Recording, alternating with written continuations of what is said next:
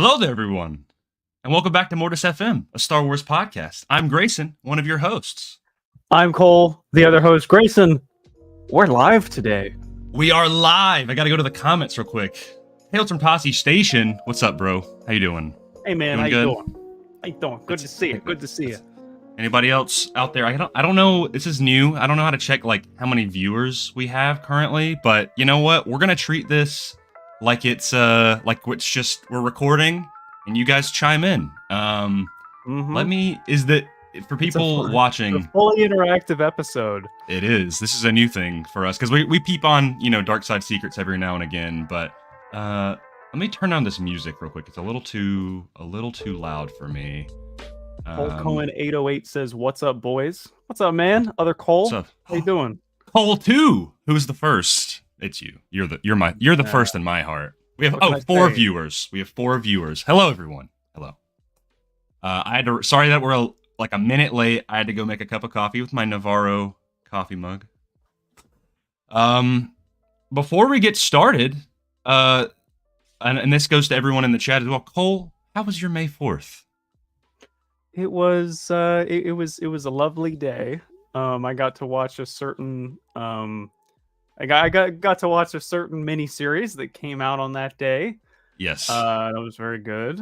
And honestly, I just chilled out. I didn't really do anything special. But what about you? What about you? I know you have a lot to talk about. Oh man, my day was very, very packed. I got a weird sleep schedule because I had to watch my dog, but then I woke up.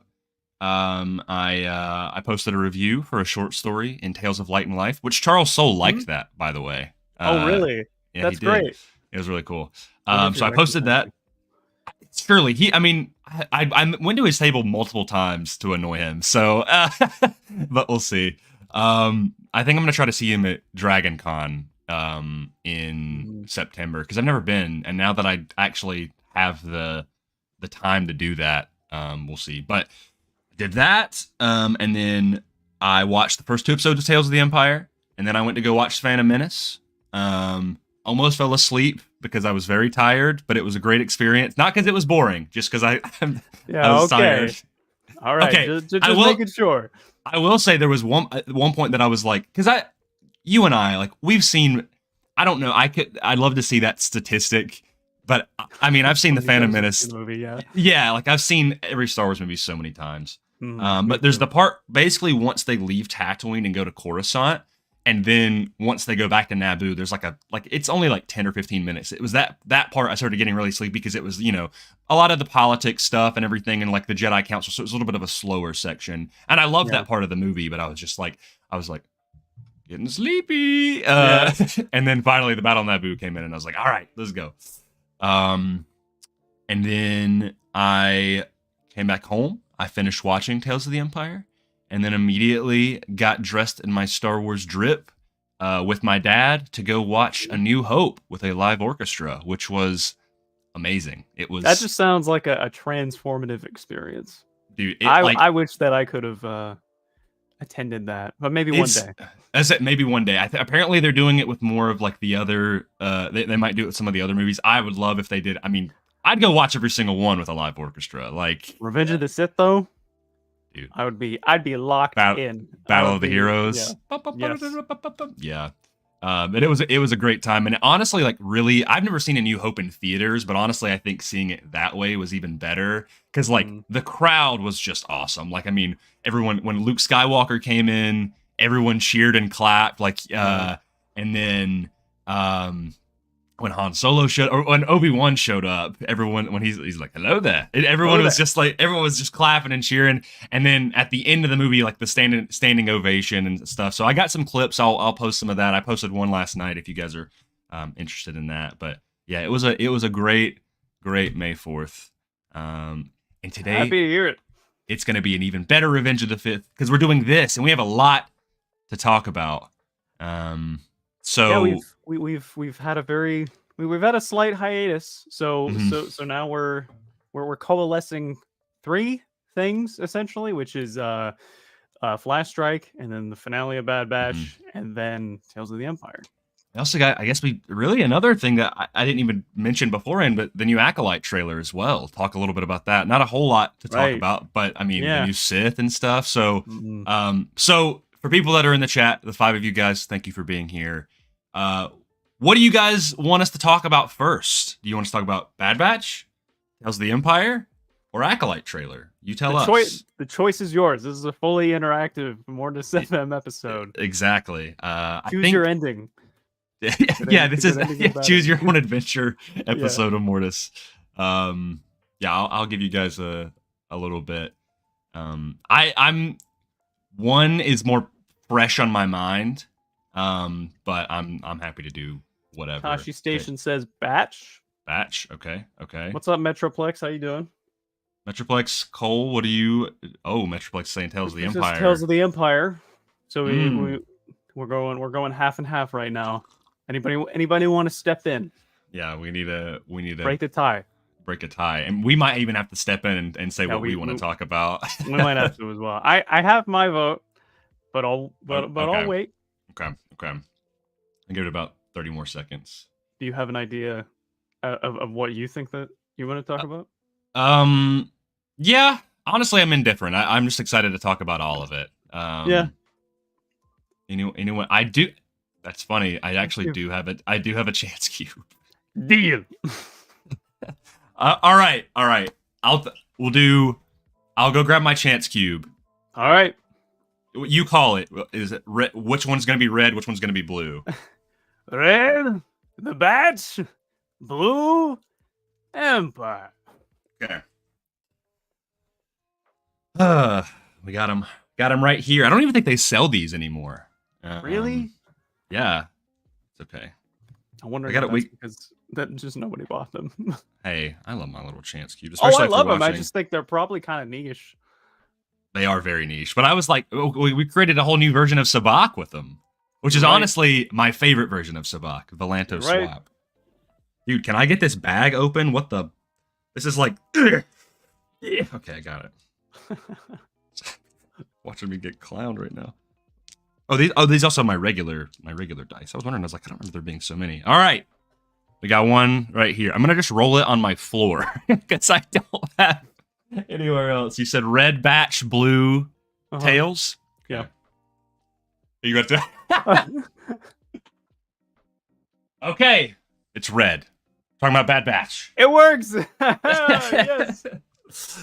Okay. I was going to say Batch first since it's like we're going like go in order. Or, Okay. So do you want to start just a little bit with Flash Strike? There wasn't, I'll be honest, there's not a whole lot to talk about in that episode. I think everyone kind of want to hear more about the finale, but what do you think of the last 2 episodes, I guess? So we're talking about I guess I'll just talk about like Flash Strike first, kind of like my thoughts in the episode. Mm-hmm. I thought that I liked like Wrecker like Wrecker ended up getting hurt by like this big beast in the wilds, right? And like the big scratch on the armor, and that was making me think, oh my god, like I think because he was like visibly hurt. And even in the episode afterwards, like they were still carrying on with that, so I was like, oh no, like we're starting to build up like the deaths.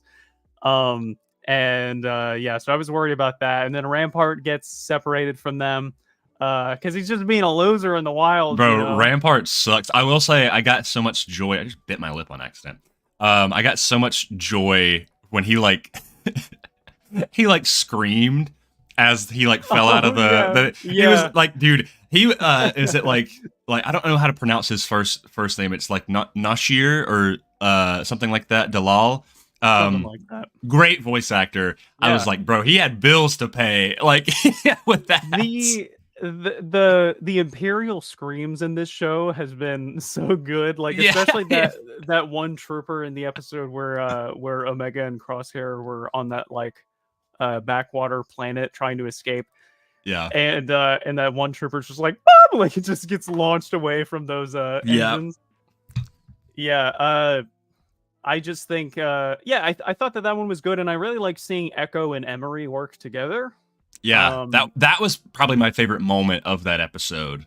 I saw someone on Twitter called them the E team, which I kind of liked because Echo and Emery. Oh yeah, I thought that was neat. And then people started to point out, hey, remember when Fives died, he was in like standard shiny armor, and now Echo's wearing the same thing. And so I was like, oh my god, just shut up, stop talking. Yeah, dude. That was kind of how I like. I'll be honest, when I watched Flash Strike, I was like, okay, like, enjoyable episode. We only have one left. We were all speculating, like, okay, they've said nothing about this last episode being any longer. We only have one left. There's not like a multi-episode ending. I'm like, how are they going to wrap this up? That was the big concern. And so I was getting worried where I was like, okay, dude, like, they're still like, they're not even, other than Echo being in Tantus, which by the way, Echo in both of these episodes, or like the last 3 episodes in general, he proved why he was an ARC trooper, dude. Like, thank God, man. You know how much I wanted Echo to be like just something more than what he's been in the show, and he's really had his chance to shine in the last 3 episodes. I was like, oh God, like I forgot how much I love Echo. I mean, even him like in the armor, and like, I don't know, my dad made a good point. I don't know why he didn't do this sooner, but him popping on the hand, like the droid hand or whatever, which is like very clever. But I was like, he could probably just do that anytime he wanted to, but he didn't really have control over it. It was more so like he just popped it on to make it look like he didn't have a little nub, Yeah, it's just as far as I know, it's just a prop. Yeah. Thanks for the hand. Yeah. Dude, Echo is like probably the punniest clone trooper. Like because he always is cracking jokes like that. Yeah, he's the mom of he's the mom / dad, which is kind of weird because like Hunter's more the dad of the group, and Echo always kind of like fulfilled that mom role, but he's not beneath a few puns. Yeah. Is there an Echo in here? Yes. Yes. I'm Echo. The thing is the way that he says that, like, he's being serious. Yeah. That's so funny. That's what a moment in that episode. But I agree. Even though I enjoyed Flash Strike, I was also like, man, what's going on here? Because we got one episode left. It better be like around an hour, or else we're not going to be able to wrap this up. And lo and behold, the last one's like 50-ish minutes. And I was very, very happy to see that time when I pressed play. I was I think Tony, he had sent like, there was like in like the group chat, he was like saying something that it had gotten reported from some like in Spain that it was going to be like 60 minutes, and I was like, yes, and then it got revealed. I was like, thank God. Well, I saw it was like it was on Twitter again. It was one of the producers. I don't remember specifically who it was. But they hinted at the runtime of the final episode by saying that it was like 4 or 5 Doc McStuffins long, which is 10 minutes each. And that's so funny. I remember looking up on Google just how long is a Doc McStuffins episode, and then just going like, yes, like to find out that is such a funny metric. Yeah. I remember like there was one time, I don't know if this was on an episode or not, but we made a joke about like, oh, how many Hayden Christensen's tall are you? That's what that feels like, How tall is Hayden Christensen again? He's like 6 feet tall, I think. Let me see. Hold on. We were talking about height, by the way, because when I rewatched Phantom Menace, I forget Qui-Gon is a big boy. Liam Neeson is 6'4". What? Yeah. Oh my God. He is huge, and I was like, that makes. But I was talking about like, I love the way Qui-Gon fights. I love when Jedi use 2-handed versions of sabers, but I would really like to. Kind of derailing. I would really like to see Qui-Gon versus Balin. Dude, I think they would be a great matchup against one another. Just like pure fundamentals, you know. I'm trying to imagine just kind of the decisiveness of those strikes in that duel. But anyway, so the finale episode, the cavalry has arrived. Lots of stuff happens in this episode. Do you want to go from the beginning to the end? Like, I don't have a whole notes of like every little thing. Typically, I will say, because we have so much to talk about in this this episode with Bad Batch and Tails. I'm not going to go through every single plot beat of every episode just because we'd be here for hours at this point. You guys if you haven't watched it, go watch it, and if you have, so we'll talk about all the kind of heavy moments. We'll try to go beat for beat, but okay. if we go bounce around, it's no big deal. Okay, so we pick up. They're going through the forest, and like you said, like I was worried for Wrecker. Like they gave him some like Bacta, and he was not doing okay. Like he was even Crosshair carried over. He was still doing unwell, like groaning and then Crosshair gets to this point where he's like, I gotta go in there alone. It's what I deserve. This is what I deserve. And Hunter's like, this is not don't do Plan 99. We're meant to stick together. What I think was really interesting was that Crosshair said the squad died with tech. That was crazy. That was a really powerful moment because he was like, he's like, I'll go in and contact Rex. And he's like, basically like, don't do that. And he's like, this squad died with tech, it's just us now. But thankfully, he is kind of comes to his reason. It's like, no, they're going to do this together.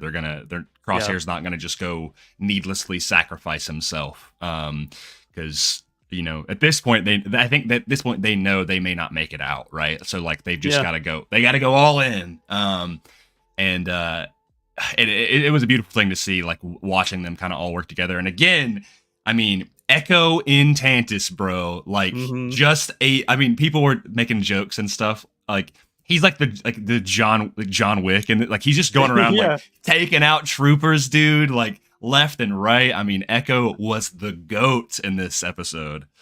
You know how much I love Echo, so like to finally see him get some recognition.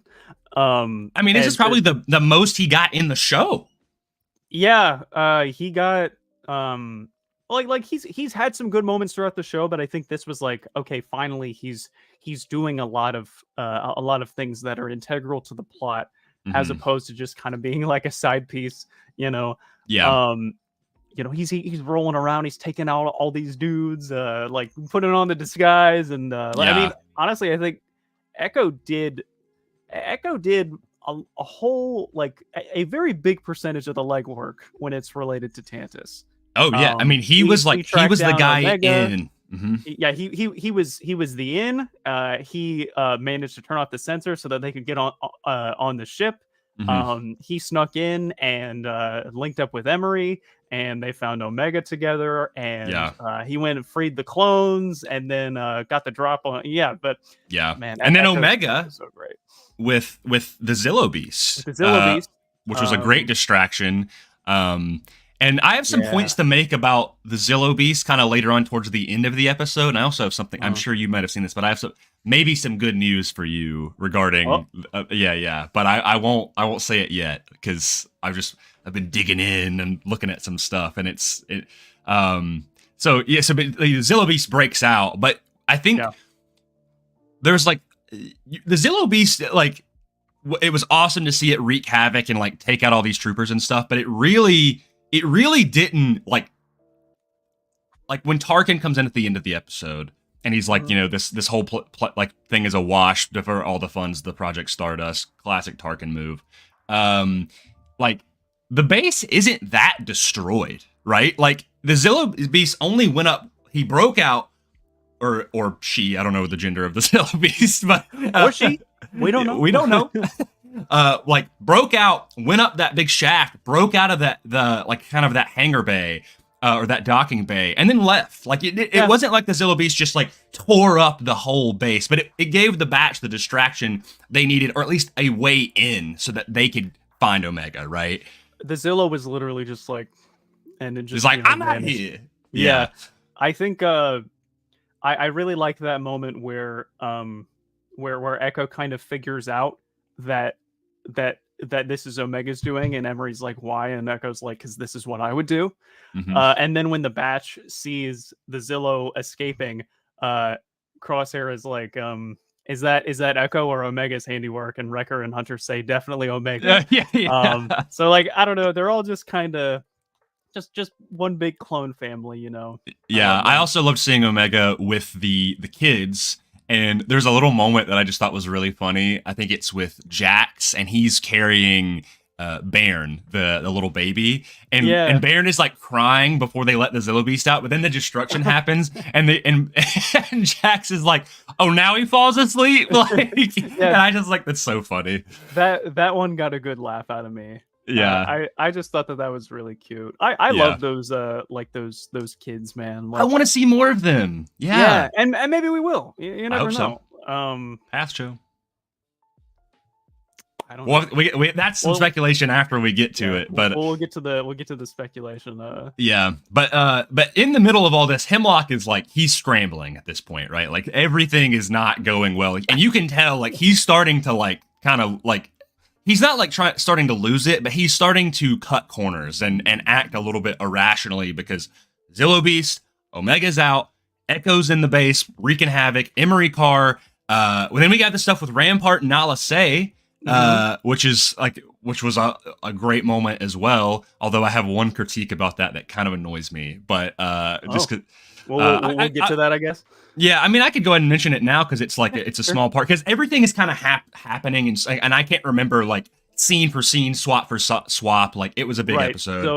So Echo and Emery find Omega and the kids, and they go to free the clones and Nala Se and Rampart, and then Rampart overhears Nala Se saying, the Kaminoan technology has to. It has to stop with me. I have to go get rid of it. And Rampart's like, what kind of data? And I'll get him. I'll get him back on my side. Kind of sneaks in there. And I was like, no, Rampart, I didn't have any hopes for you, but like, you're disappointing me either way. And then yeah. So she finds a thermal detonator, and then goes to, finds all of the data, finds all the blood, and Rampart's like, yeah, tell me everything about Project Necromancer. And then it cuts away, and then cuts back, away. And you never find out what it's all about. Yeah, I mean, I guess it's like, we know what it's about, but it's like, that's my one critique with this episode, is you don't. Like, you still we know what Project Necromancer is, but I really wanted more, like, finer details about at this stage in Necromancer, and I found it kind of annoying that, like, I found it cheap that Rampart's like, tell me everything about Necromancer, and then it cuts away, and then it cuts back, and he's like, I found this conversation very enlightening, and you're like, very cool. Yeah, and I was like, and I didn't need to see the whole conversation, but I wanted it at least to be like just that little confirmation of Nala Se saying something along the lines of like, the Emperor wants to prolong his life beyond measure, or something like that. The way Nala Se talks. Or something more ambiguous, kind of like that. Because then we also in this episode, and I'll just go and say, like, we never get the shot or any type of confirmation or what happened to the tanks that we see early on, like, and that's my one. The thing with the Zillo Beast in them shutting down Tantus, I'll just go and say it now, is that those weren't destroyed. Like those, whatever. I mean, and it's possible maybe they picked them up and moved them, but like it seemed like Tarkin was like, yeah, this program's a wash, right? The Necromancer's done, but obviously we know because of Mando, Necromancer isn't done. Like, it's still something happening, and I feel like, Tarkin does report to Palpatine. I feel like Palpatine is going to be like, did anything survive? Like, because Palpatine knows about that, and either Tarkin's lying or Palpatine has a personal investment in that. So whether the data got lost or not, I think he's still going to at least want those physical bodies, which, I mean, again, maybe we don't see it. Maybe they do get those. Like, the data was lost, but they do transport those. We just don't see it. I don't know. But that was my one thing where I'm like, I'm honestly not sure. But when you, we're kind of in the speculation realm at this point, but like when you put two and two together, we know that from Legends, Thrawn is intrinsically connected to Tantus, right? And so we also know that he's shipping like tons and tons of presumably corpses back to Dathomir and then maybe to Tantus. So yeah, I mean, like what if he went to Tantus? You know, that's what I think. Is I think it'd be this. I think it'd be awesome if Thrawn did go back to Tantus, because that's, originally where Tantus and Wayland came from, was the Heir to the Empire books. So that would be an awesome connection to kind of continue that. I don't know. There's a lot of things like that. Tissue. Yeah, there's a lot of things that, like, what this episode did is it wrapped up the characters of the Bad Batch. It didn't necessarily wrap up like the greater story threads. And to be honest, I don't think it needed to. Like, they got Omega, safe, but yeah, we can. That was just, I wanted to talk about that little bit, but we can kind of backpedal back to what's all happening. Yeah, I definitely understand why you kind of feel that that like they probably should have said more. I guess in terms of my own interpretation, or just how I see it, we basically already know what Project Necromancer is going to lead up to. Mm-hmm. So let's say that like we spend like 3 or so minutes talking about Project Necromancer, which is basically what we already know is that Palpatine's trying to clone himself. Mm-hmm. And that's going to be 3 minutes lost on the Bad Batch story. Yeah. And so I think it would probably just be kind of a lot of unnecessary exposition. With context clues, we can kind of pick it up that he's trying to clone, trying to move midichlorians from one body to another. But anyway, Rampart's like, very interesting. I'll take all this data to the Emperor myself, and then him and I will be best friends. And then he'll love me again. Yeah, and then he shoots Nalase, and Nalase has already primed the thermal detonator. And I just Rampart's final line, bro. What does he say? All he says is, "What?" And then it just explodes.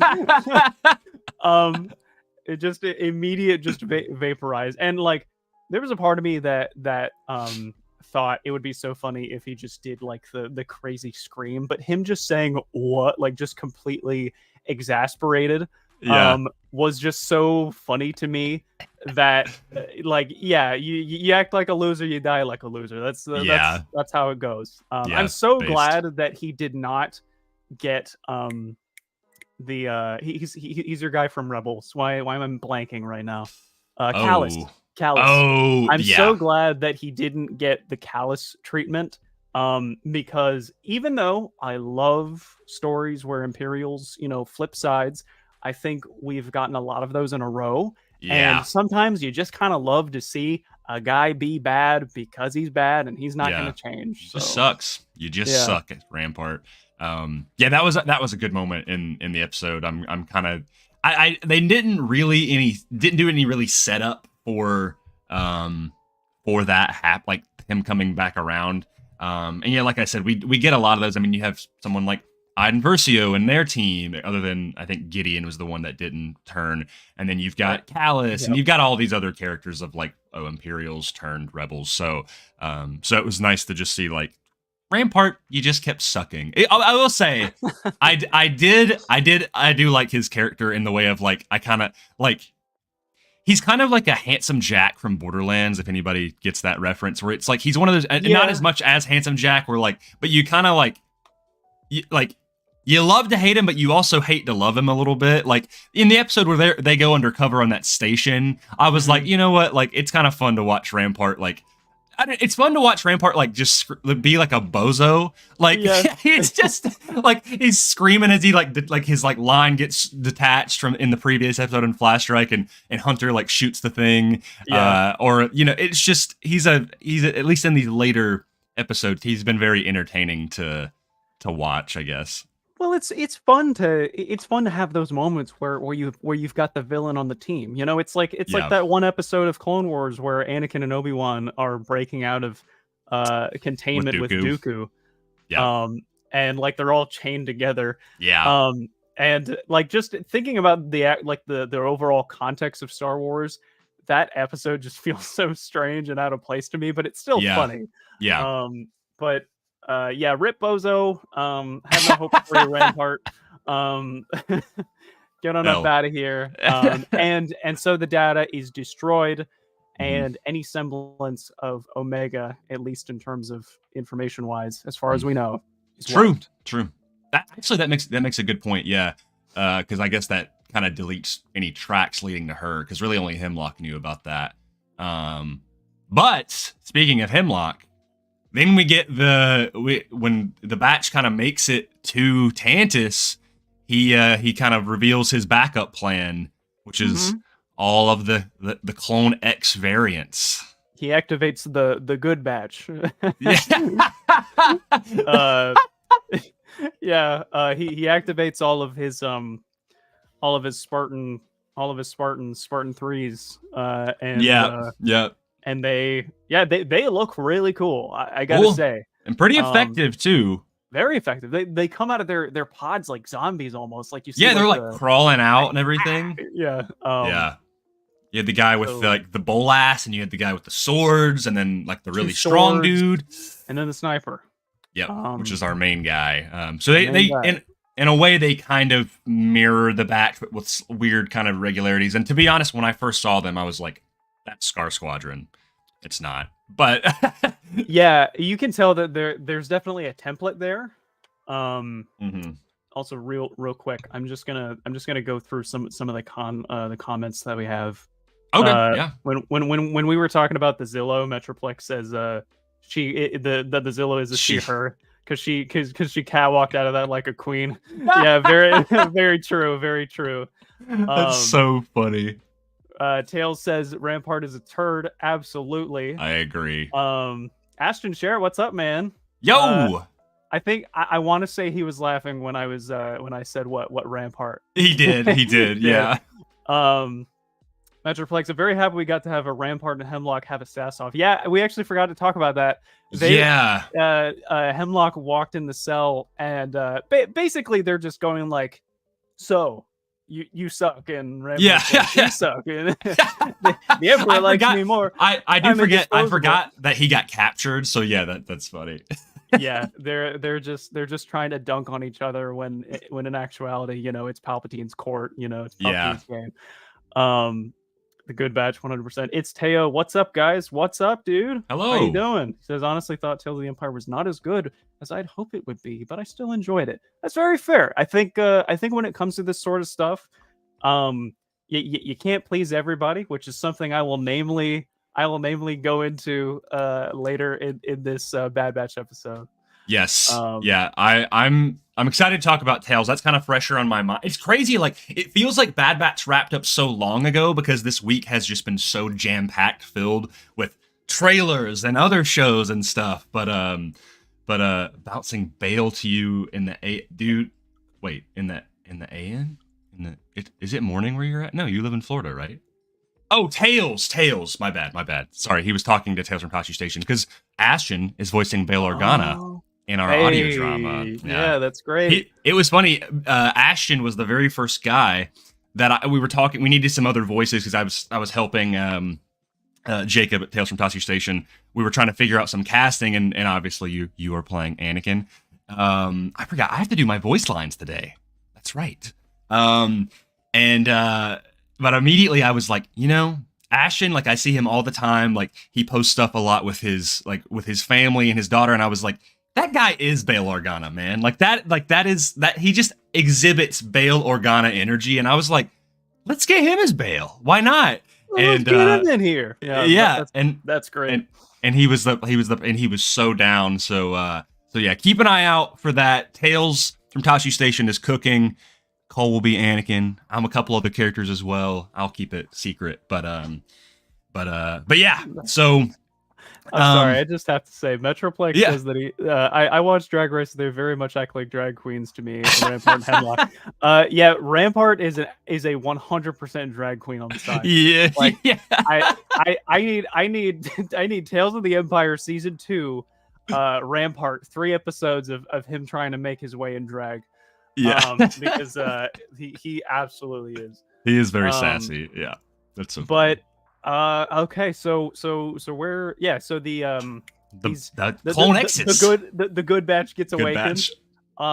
And they absolutely wreck house. Dude, yeah, great fight. Yeah, great fight. And Well, Crosshair's hand gets cut off. Yeah, we get this awesome battle, and then Crosshair's his shaky hand. I think the one with the swords, or maybe it is the sniper. One of them says it. I don't remember. They're like, you should be more careful with your firing hand or something like that. I think it was the sniper. Yeah. The leader of them, our main guy. And then Echo somewhere says, "Thanks for the hand." He just bloop, puts it on. He's like, "No, I have a functional one." No.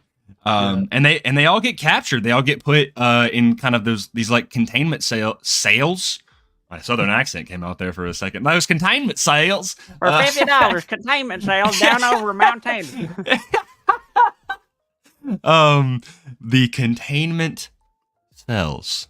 And so then it's kind of up to Omega and Echo to kind of get them to get them free, because they're not going to leave without them. Yeah, they're put into they're put into more like these I don't know, like they're like these weird containment units, and they're like being kind of drugged up a little bit. It's like the thing from the first episode of season 1 where Crosshair is put under, and then Tarkin and Nalase like zap his head to increase the effectiveness of the chip. That's what it kind of feels like. Yeah, it feels like an advanced technology version of that. But yeah, so Echo. This is actually a really good moment. I forgot to say when they free all of the clones, Echo says, obviously we've all fought enough, and you don't have to fight anymore. But what do you say? We get together for one last fight. Our brothers need us. And that theme swirling in, and the clones going, "I'll help you." I don't know, like just those are my boys. Just really happy to see that happen. So yeah, they all squat up and they go to where this chamber is, because Omega finds them. She sneaks around and finds them to help figure out where it's at, so they can. Yeah, and the I'm just gonna keep calling them the good batch. They're redispatched, and then all these platforms start coming up out of the ground, which is just even though it's not a video game, I'm gonna say it in game speak. Very cool level design. Yes, we just have this full on shootout between the clones and the good batch. And then gas starts filling up the room, because a lot of those clones, and unfortunately, I don't think any of them made it. Godspeed, some of soldiers. them, some of them did. Yeah. There's a Gen 1 clone that saves Echo. Right? Is that the one with the beard? Yeah. Apparently, in the Wikipedia, his name's Vic. Okay. Vic, and just a little tidbit there, but some of those clones survived, because obviously we see a lot of them at the end of the episode. Yeah. True. But yeah, some of those clones do survive. And it's just a full on brawl. What was it like? Omega manages to like sneak up and get them out of containment. While that fight's happening, most of the Clone X's are fighting the prisoner clones and Echo, but they're all locked up. But there's that one I don't remember if it's the guy with like the electric bolas, or if it's the big strong guy, because it's two different guys. But one of them is up guarding, and he catches wind. He's like the guy with the spear or something. Yeah, he has that cool spear, which I think he uses that spear to kill. No, I'm jumping ahead. I'll wait a second. Someone else uses that spear to kill. So they're duking it out upstairs.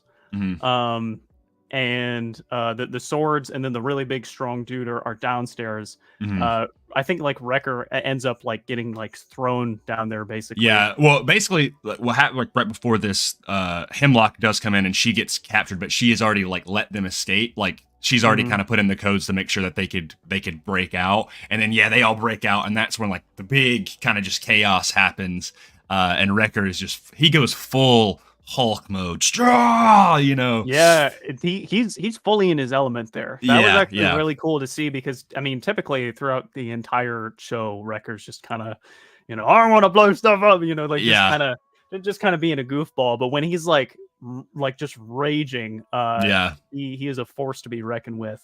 Yeah. And honestly, so are the rest of them, even when they're beaten up and damaged and all that jazz. When Wrecker goes down, isn't there a part where he grabs one of the Clonexes and just shoves their head into one of the wall things? And I was like, yeah, it's the one with the swords, I think. Yeah. He rams that clone into like one of the platforms, and completely just caves his head in. That clone's dead. That's gone. Wrecker's and goated. Echo gives him some supportive fire, and then Echo's about to be shot, I believe, and then Vic saves him. And then also Echo is doing, I mean, like, he was in like a 1v4 against some of those guys, and when the gas starts coming up, he like knocks one of their helmets off and like they get taken out. Like, he was like, I mean, I'm telling you, Echo is Star Wars John Wick, bro. Like, he was just like, it's so good. Echo is one of the most elite clones. He's doing all of this with one hand, by the way. Yeah. So I'm just saying, Fives would be proud. Yeah. That's true ARC Trooper material. Fives would be proud. He would be. Yeah. And then back upstairs, though, we've got the sniper and the spear guy versus Hunter and Crosshair. I believe they take out the spear guy first, and then the sniper dude shows up. Yeah. And was it Hunter that just impaled into the wall with the spear, and like not only does it go straight through, sticks him to the console and electrocutes. He's done. So rest in peace, Tech. We will miss you. So even though I think a lot of people, and I will still agree that I feel like the way the story was set up, it definitely led all of us to believe that was Tech. Ultimately, it was not. And I think it was in that moment that I just kind of sat there and I was like, oh my God, like, he's actually dead. And then I felt worse in that moment than I did when he actually died, because I didn't believe it back then. Right. And so I had a full like season of denial, and now I'm just like, he's gone. That's it. Yeah. Which I honestly, in retrospect, I kind of love that, like, because there was some debate in our circle of like, Connor and Seth were like, please do not bring him back. And I was like, it's not that I like want, I mean, obviously I don't want Tech to die. Like, I don't want him to be gone, but also at the same time, like, I didn't want, I wasn't against it, because it was set up to be like, well, you never saw his body. Hemlock was kind of being dodgy about it. Like, all I found was the goggles. Like, he could still be there. Like, you and I weren't opposed to it. But we also were like, if he's not alive, like not truly alive, we're okay. Like, we're okay with that, right? Yeah. And we were wrong, right? Like, Tech is truly gone, and it hit. You're like, man, like, especially at the end, like at the end, there's a little moment where you're like, man, like the batch has gone through a lot, and in this episode in particular, like, they go through a lot. Also, I forgot, I guess Crosshair and Echo are now both missing hands. Like, they just two peas in a pod right there. The same one, I believe. Their right hands. Yep. But then Hemlock gets Omega and he with Scorch, and they make their way out to like the Clone X's kind of Sith, like, infiltrator style kind of triangle Dorito ship. Yeah, Hemlock takes the pad to call the ship from CX2. And he first off, he puts it in standby, and then when they get to the end of the platform, he calls it and it shows up. Hunter and Crosshair are like going after them, immediately shoot down the engine. The ship goes down. Scorch turns around and he gets shot like 4 or 5 times. Unloaded, just and then he falls over the railing. Okay, I've got something about that, but I'll wait. You want to talk about that now, or you want to talk about it later? I'll wait. Okay. I'll wait. All right. And then here we go. Here's the bread and butter. This is like just probably one of the like the top 5 moments in the series, I think. Peak is there. We've got Omega and Hemlock. Hemlock's got a blaster to Omega's head. and Omega. By the way, takes out... did this ending? You've played the first Dishonored. Did it not remind you of the end of the first Dishonored with Havelock? Which is weird that they're named Hemlock and Havelock. Oh my god, I never thought about that. That is crazy. Right? Yeah, that is crazy. If it's in the evil ending, the high chaos ending, it's dark. It's raining. He's holding her, and you're literally on a long platform at the very end. Yeah. Wow. I had to bring that up, but yes, continue. So Crosshair despite losing his hand, he's still shaking. He's still shaking, holding that gun, trying to make the shot. Mm-hmm. But Hunter supports him so that he can make the shot. Because Omega, with all of their eye contact, they know that Omega's gonna do something. So Omega takes out like this little scalpel that she's got. He stabs it into Hemlock's thigh, and then he screams. She holds up the cuffs, and perfect shot, manages to get the cuffs off. And they riddle Hemlock with bullets, even worse than Scorch. Falls right off the platform. And then he falls off the platform as well. One thing I will go ahead and say, I guess the Bad Batch show loves for key and major characters to falter their death and disappear into the smoke, because that's like the third or maybe more time that has happened. Yeah. But yeah, he falls. He's dead and gone. And then she runs up and just looks at them, and it's by the way, the visual of it just pouring rain, like Hunter's like hair is like down in his face, and like just seeing like the parallel of where like Crosshair and Hunter were at odds in the first season to now they are brothers in arms again, it and makes just me think of Camino too, like just with all the rain and that platform too. It just gave me big Camino. I think that's one thing that the Bad Batch is really good about is visual storytelling. Like we've talked about it throughout the entire season of like when things are starting to get dark or rainy, or like when it came to Pabu, right? Like things we knew something bad was coming with the weather and kind of the way it was like gray and overcast. Like they're really good about intentionally telling a story or kind of giving foreshadowing with the way the environment looks. Yeah. Which is cool. So she runs up to them and looking at the two of them, and she gives Crosshair a big hug first, and then she pulls Hunter in. And I think that is just, it's like we all know that like she gave that hug to Crosshair because even though like of course it was a given that Hunter would do this for her, Crosshair coming back to Tantus and facing his fears and risking his life for his family and for Omega, like I think it's just we've come full circle, Yeah. And it's just a really sweet moment, and I like took a breath of relief, and I was like, wow, I didn't expect for any of them to survive, really. I thought that at least one of them was gonna die, but we ended up being okay. Yeah, and I'm totally fine with that. We forgot to mention that I think Emery and the kids they leave earlier on, so they got out of there. But I think all of the batch, including Echo, is there. But yeah, like we made it. Like there was a point when they were in that chamber that like I thought Wrecker and Echo were done. Like I thought they were dead, and they didn't. Like they made it out. It was I mean I was never so sure of something in Star Wars that I was like, dude, these guys are dead. It's done. But they survived. They survived, and they go back to Pabu. And we get, so when they go back to Pabu, we get this little scene, and here's what I gotta say, Cole. I have the picture here on my phone. I'll try to share it with you or send it to you. I think I know what you're gonna say. Have you seen this? Yeah. You have seen it, okay. Maybe not people in the audience haven't. So we get Tarkin, he comes in and he's like, there's nothing left or whatever, and he's like, pack it up, move it all to Stardust, and yeah, the batch goes back to Pabu, surprisingly. I guess that is one thing that's interesting to me, is I was like, wouldn't the Empire kind of have a list of like places that the rebels have used and kind of keep on, or like, I guess any type of insurrectionists have used against them, but maybe not. I don't know. It's kind of hard to tell, but yeah, before we kind of get that little scene, I don't remember which is first or after, but have you seen that there is a commando when they are moving all the stuff out that that it's Scorch's armor. That is. I have seen that shot.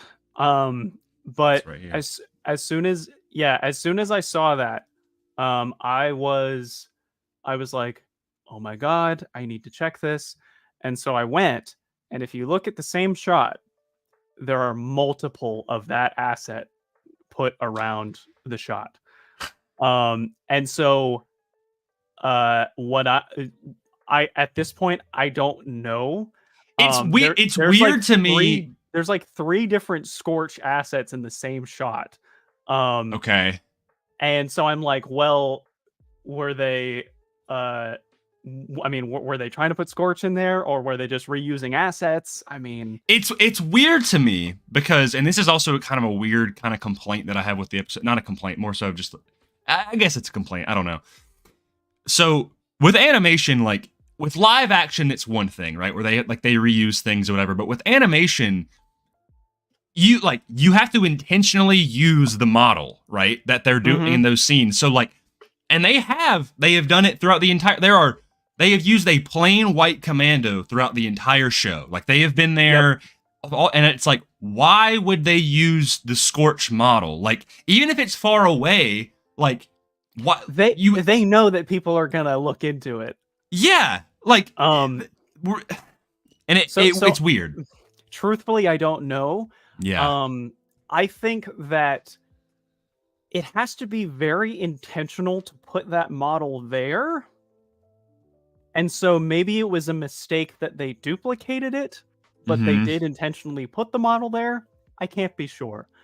And it is one thing of like, Commando armor is pretty beefy, right? Like he got shot. Yeah. It was in the neck area, but it was still like there's no exposed skin or anything. It was just kind of like on that collar area. And I think he got shot 3 times and then fell off. And I was like, it was like 1, 2, 3, 4. It was 3 across the collarbone and then 1 on the shoulder. And then he fell. But the thing is that not accounting that asset that was placed across the screen, we don't see him again, and he fell essentially the same place that Hemlock did. And it was confirmed that Hemlock died. That scientist says that Hemlock and several clone troopers perished. So Hemlock's dead, but he didn't have any armor, and he was a scientist. And he got shot like double the amount. And he got shot double the amount. So no armor, and he fell. And but as for Scorch, honestly, have no idea. I really hope to God that he's not dead, because I'll just go ahead and say, I had already expressed this to you, but go off, my friend. For the sake of the audience, I was and still am just kind of upset that Scorch is dead, and or that Scorch seemingly died. I mean, at this point, I honestly don't know. Right back into the mystery box with that, Yeah. But as far as I know, they killed him off, and they didn't really do anything with his character, and so therefore I personally just felt disappointed. Yeah. Now, if you watch our previous episodes, in numerous times you will have heard me and Grayson say that, oh, it'd be so cool if Delta Squad showed up.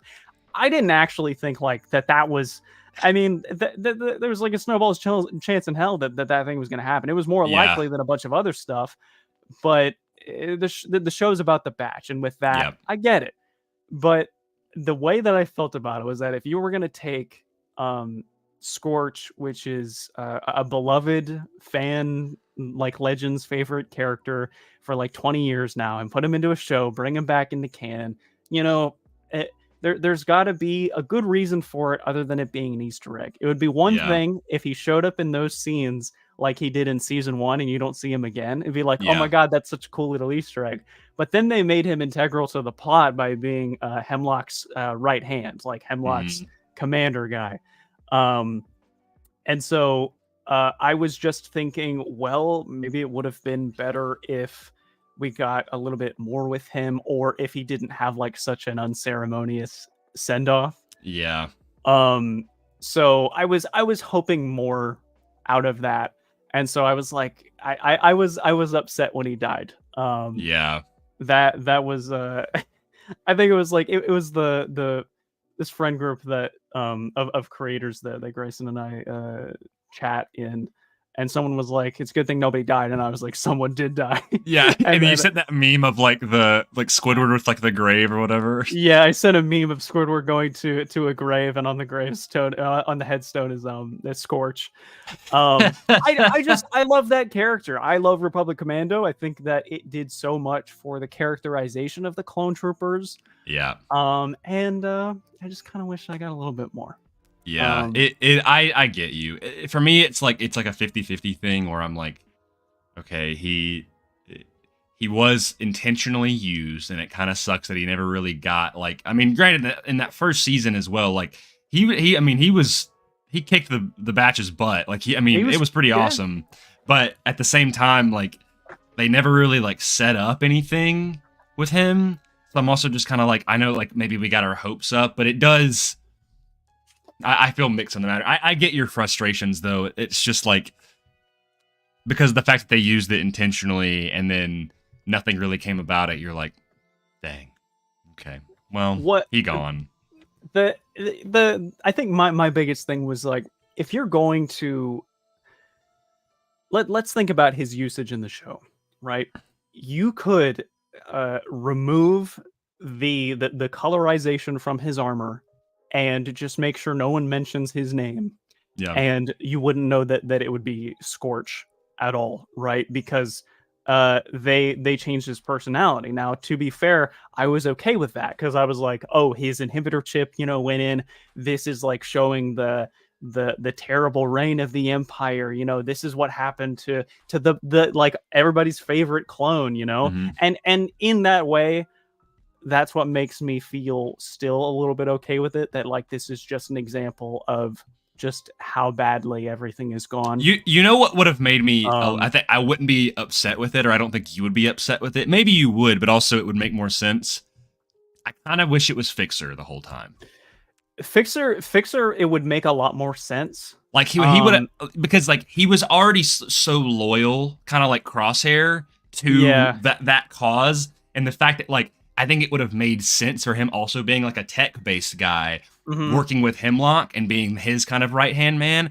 And I think had it been Fixer when he died, I would have been like, well, that makes sense. Like he was loyal to the end, and he got what was kind of like that. That was Fixer's thing, right? But the fact that it was Scorch, who was on such the polar opposite of Fixer's type of character, like I mean, as far as we know, everything that Scorch did in that show is not something that Scorch would do.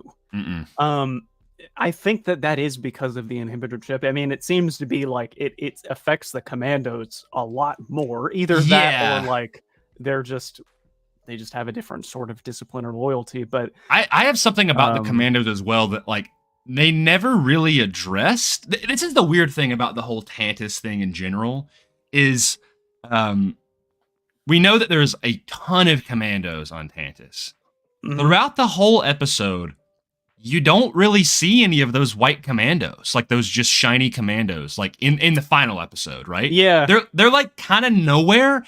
And so I was like, well, they are clones, and we have seen clone commandos, like, with someone like Wolf, who Wolf is also a little bit more like gung-ho with the Empire and things.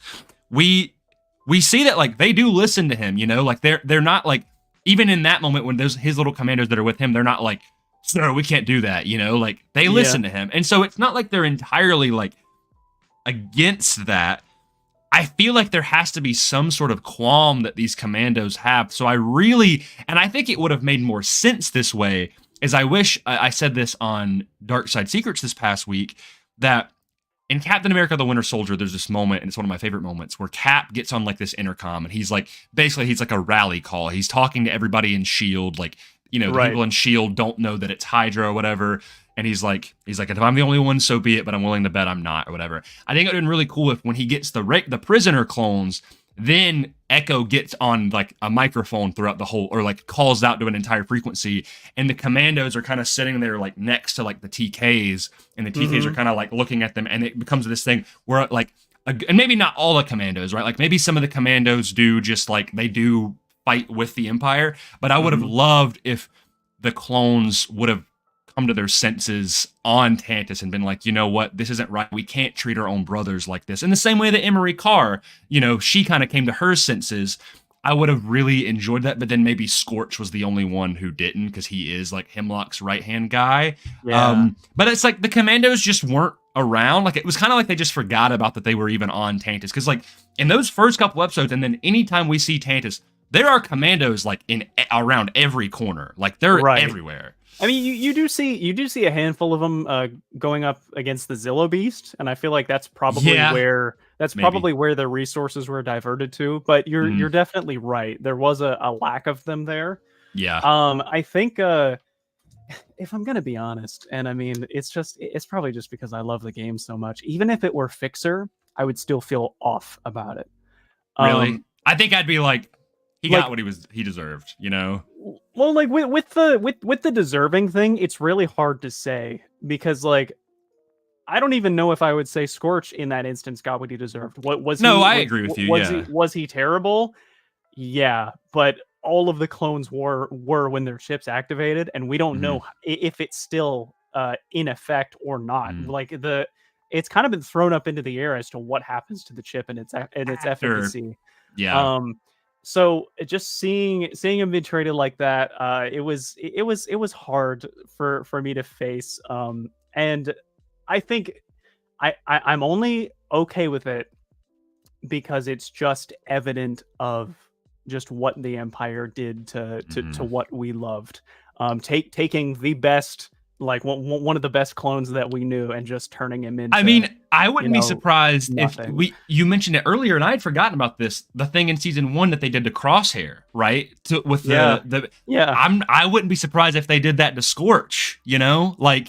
Well, you want to if you want to think about it this way, it's been made very clear to us that a lot of the regs, I would say, like their inhibitor chips are wearing off. So like, why would all of these commandos be surrounding Tantus in the base and stuff like that? Well, maybe it's because they noticed a commonality in the commandos just not changing their allegiance, and that the efficacy of their chips just remains intact due to their programming, because they were programmed in different ways.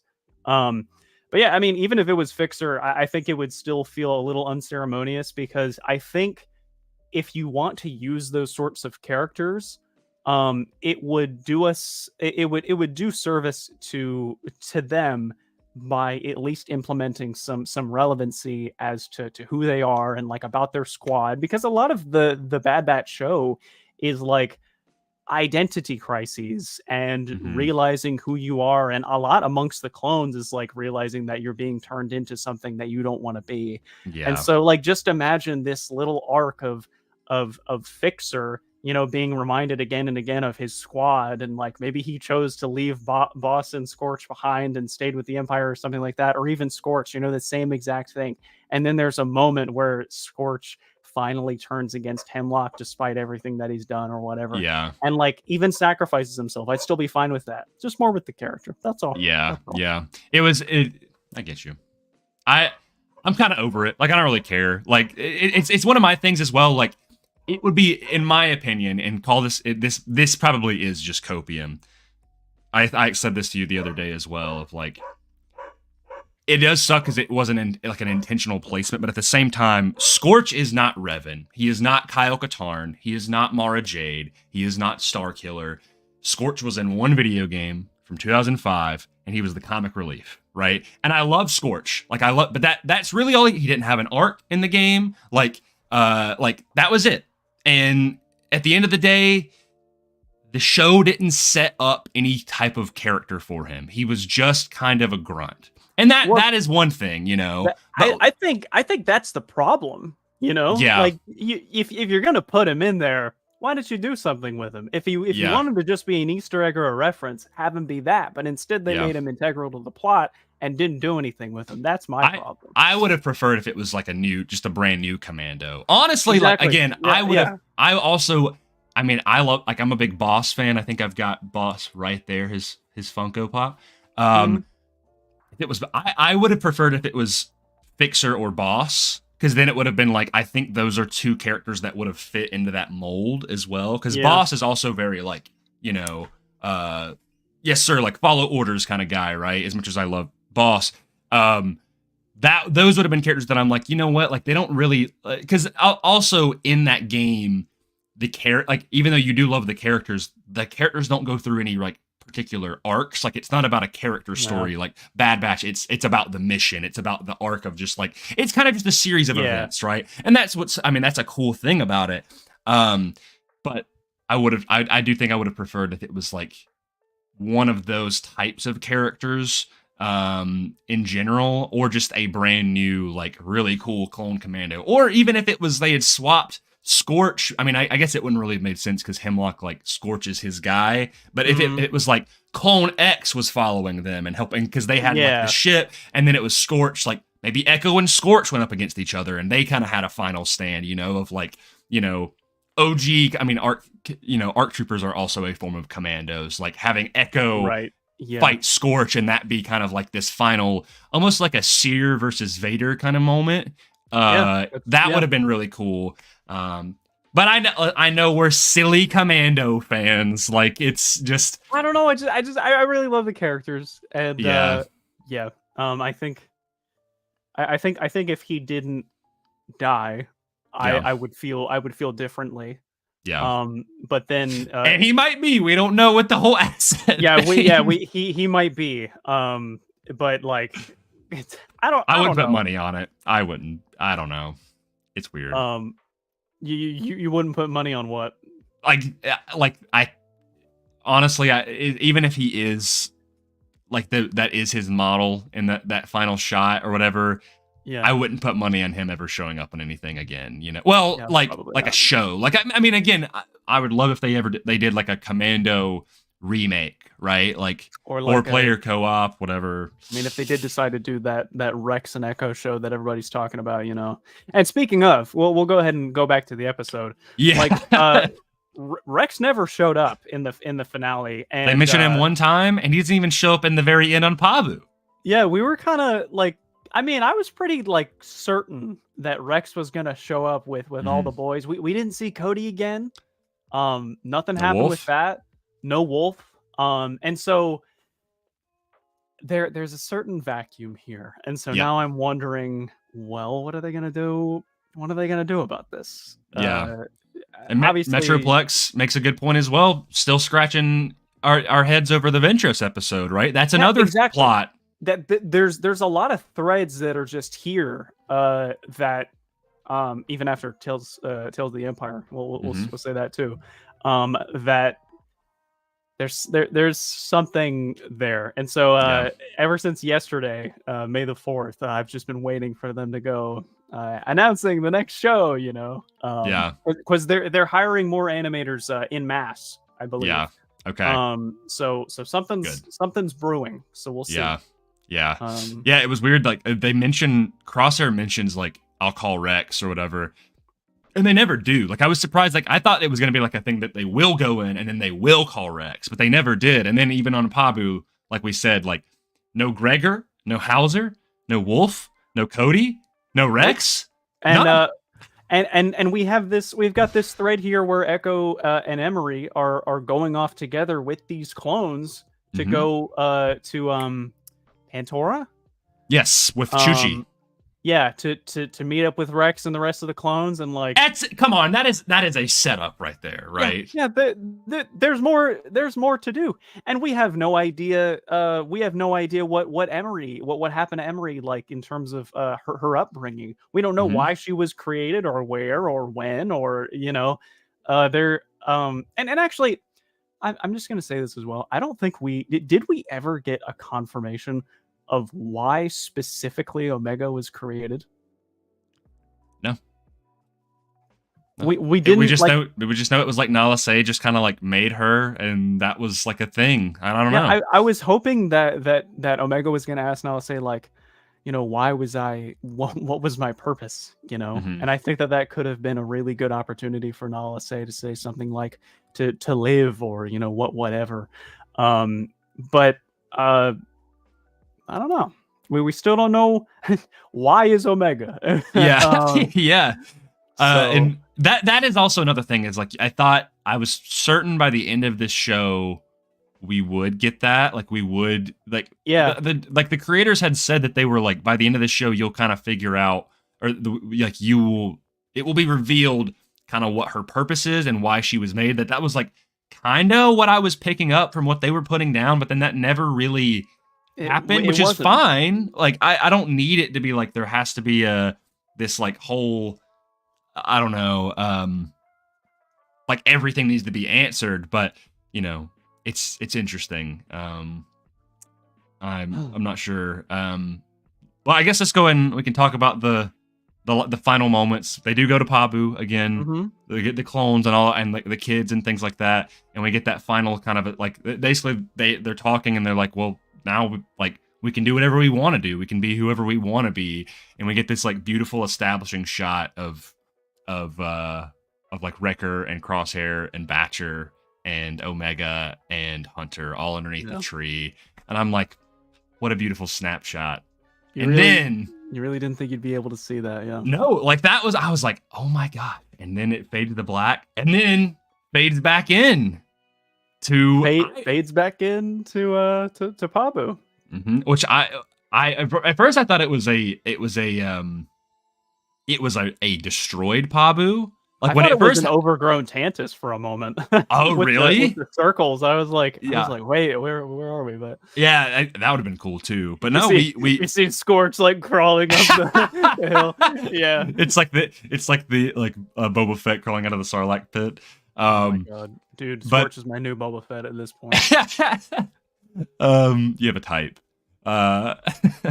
But we see it's at nighttime on Pabu, and we immediately crossing the camera is they weren't slick about it at all. Like it's an older Omega, you know, longer hair. Yeah. She's way taller now, and you're like, dude. She's got a red band around her ponytail. Is that supposed to be Hunter's headband? Because he doesn't wear the same headband anymore. I think it is because I think it's got the same like skull thing on it. Or does it? I don't actually know, but like I don't remember. It looks a lot like it. Yeah. But yeah, this is in the future. But it's still in Empire time. Mm-hmm. Some point in the Rebellion era, like we're not entirely sure. We're greeted with the classic cave, secluded cave. That cave is iconic. The Grand Central Station cave. Yeah. And then Hunter and Batcher are sitting there, and old man Hunter. That's really great. That's really great. It's Hunter might be in my top 3. I can't decide. I really am. Yeah, I think he's a great clone. Yeah, I love Hunter, but yeah, we get this. He's like, you didn't think you'd get to sneak away from me, sort of thing. Mm-hmm. And she's like, the rebellion needs pilots more than ever. Like I gotta go. And he's like, I won't. He's like, you know what? I'm not gonna stop you this time. Like, but you'll always be our girl. Yeah. And she's like, watch watch over Crosshair and Wrecker for me. And it's really good that they're still alive and still kicking. I got so worried because I thought it was when she left. I thought it was gonna pan to 2 gravestones of Crosshair, like they had died of old age, and I was gonna be like, no. Well, we don't see them. I guess they're just around somewhere. She didn't say bye to them, or maybe she did say bye to them and then said bye to Hunter last. But then like they get to embrace each other, and you're just like, dude, like.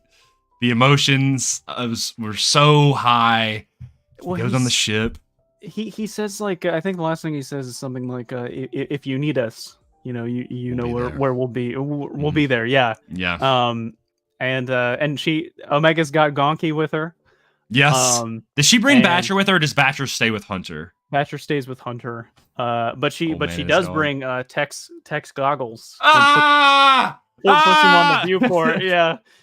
God. Dude, that was what I was talking about. That right there was when I was like, oh my gosh, like, because he taught her how to fly. Yeah, he did. God. But yeah, so she presumably goes off to be a pilot with the rebellion, and so yeah, we don't know what happens after that. But yeah, That's it. That's the end of Master Flex emotional terrorism. Emotional terrorism, yeah. Dude. So when the credits fall and the episode wrapped, how did you feel? Like, kind of, and I guess now, like, how do you feel now that the Bad Batch has ended? It is, and their stories have been basically completed. I'm really gonna miss this show. You know, like I did not think that characters from an unfinished Clone Wars episode would end up getting their own series and give us some of the best moments in Star Wars, especially in like the modern era that we've had. I'm really gonna miss it. I think that it was a good idea to end it at 3 seasons. I feel like any longer would probably be a little bit too much unless they just decided to go in more with like Echo and Rex and stuff, which kind of begs the question. Like, I wonder, like a lot of people are like, why didn't she say take care of Echo? And I'm like, well, it's because like Echo, he kind of like split a long time ago, so who knows where he is. But he's also not with Rex in Rebels, so don't know what happens with that.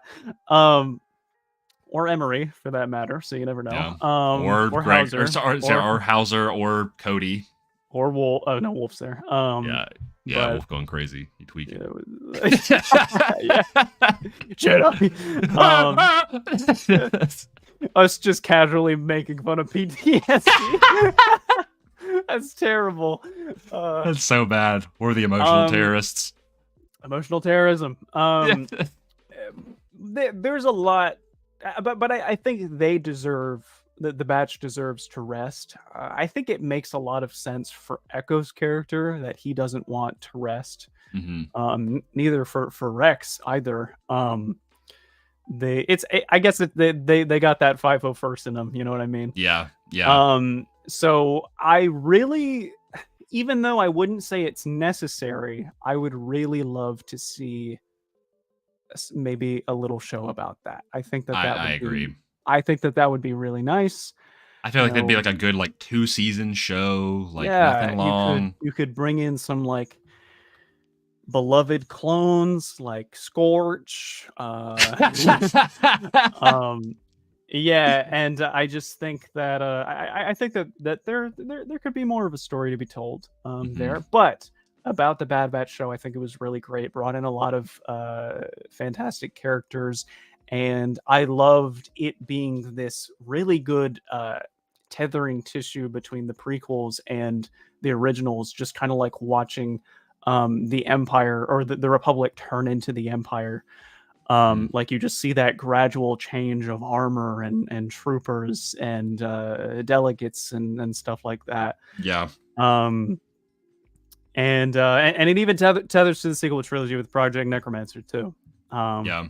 But it was a really great show. The Kiners did an incredible score. So good. The art and the design was top notch. And I'm here for it. I'm glad it happened. Immediately after I finished the show, I was like, man, like I was honestly kind of like reeling because I was like, I didn't know quite how to feel because I was like, man, like I did love this. Like this really did hit me. But also I'm like, I think I was expecting, I think as Star Wars fans, we naturally expect like maybe more heartbreaking endings. Like you rarely get like kind of those happy endings. Like, and so I was like, man, is this, I was like, we addressed a lot of our criticisms in terms of like things that they set up or whatever. I was like, man, that's it, huh? Like, I guess immediately that was where I was like, I guess that's it. But then the more I thought about it, I was like, yeah, like seeing some of these like people who have made these beautiful edits of the Bad Batch and just thinking about everything that they had gone through, I was like, you're right. The Batch deserved to rest. Yeah. And I'm like, honestly, it was nice to finally get a happy ending.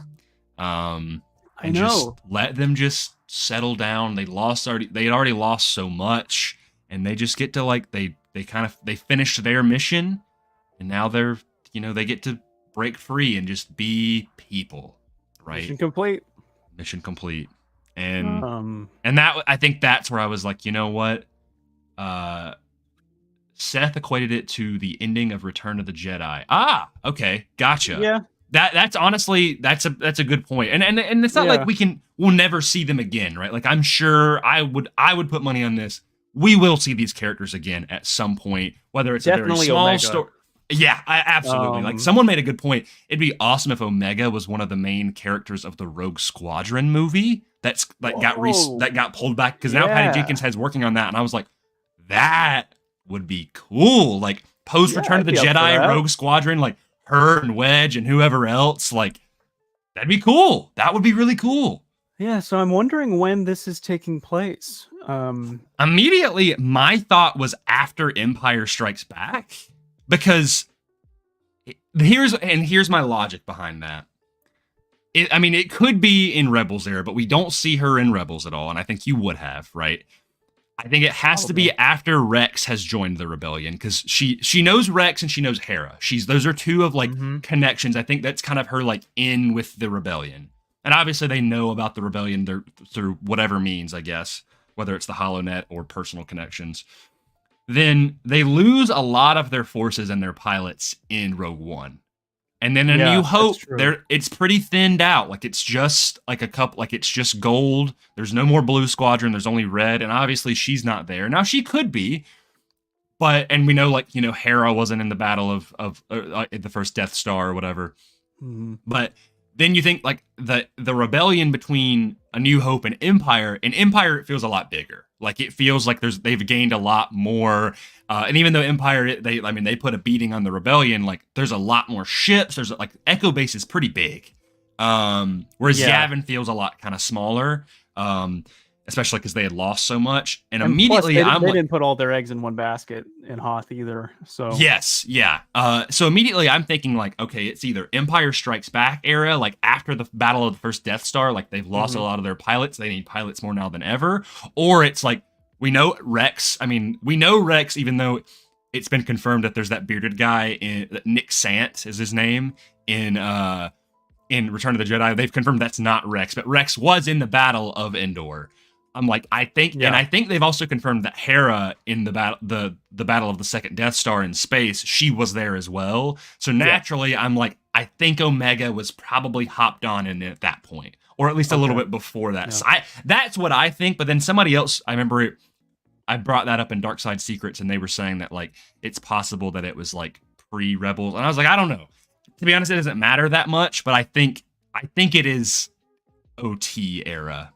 I think it's OT era as well, because it's actually in Rebels where it is declared that it's a rebellion, right? And even then, their first big move against the Empire was Rogue One. Yeah, their first major battle against the Empire. Yes. Yeah, so I think for Omega to say, like, the rebellion, needs more pilots now than ever, I think it's like, is very much established. So I would personally say, like, Empire, probably in between Empire, Return of the Jedi. I think anywhere between 4 and between 6. That's what I think. Yeah, just during the original trilogy. Yeah. Well, I do think it's after the first the first Death Star, but I don't think, like, I think after Return of the Jedi, like after the Battle of Endor, I wouldn't call it the Rebellion any longer. I guess technically the final battle against the Empire before they turn into the New Republic is the Battle of Jakku. But I think if the Rebellion is that desperate, I feel like it would be at least before the second Death Star. I don't know. And considering, like, the Battle of Endor is considerably bigger than the Battle of Yavin, that's what I think, at least. Okay. But also, where does she gets that new ship? I'm trying to figure out. I'm like, okay, how'd they get off Tantus? Did they? I guess they took the Clone X's ship. Do they still have that? That'd have been cool if she flew that around. I don't know. Well, they blew up the Clone X's ship, unless there was another one. I guess they just took it's like I said earlier. I guess that makes sense, because the Zillo Beast didn't destroy that much of Tantus. Like, Tantus was very big. and it only broke out of one shaft and one door, and that was it. So wait a second. We see them get away. I don't remember what they get away in, but like as soon as they jump into hyperspace, Tarkin's Star Destroyers come in right immediately. I think they got off got away in a shuttle or something like that. Okay. Classic insert Lambda shuttle here. Yeah. But because I think they also use the ship that they have on Pabu is the same ship that they left on. Because when they're loading up all of the when Echo and Emery and all them are leaving. Yeah. Maybe that's the ship that Emery leaves in. I don't know. It's not like there's any shortage of ships on Tantus, Oh yeah, so much stuff there. But yeah, overall the show is really great. And you just love to see it, and so yeah.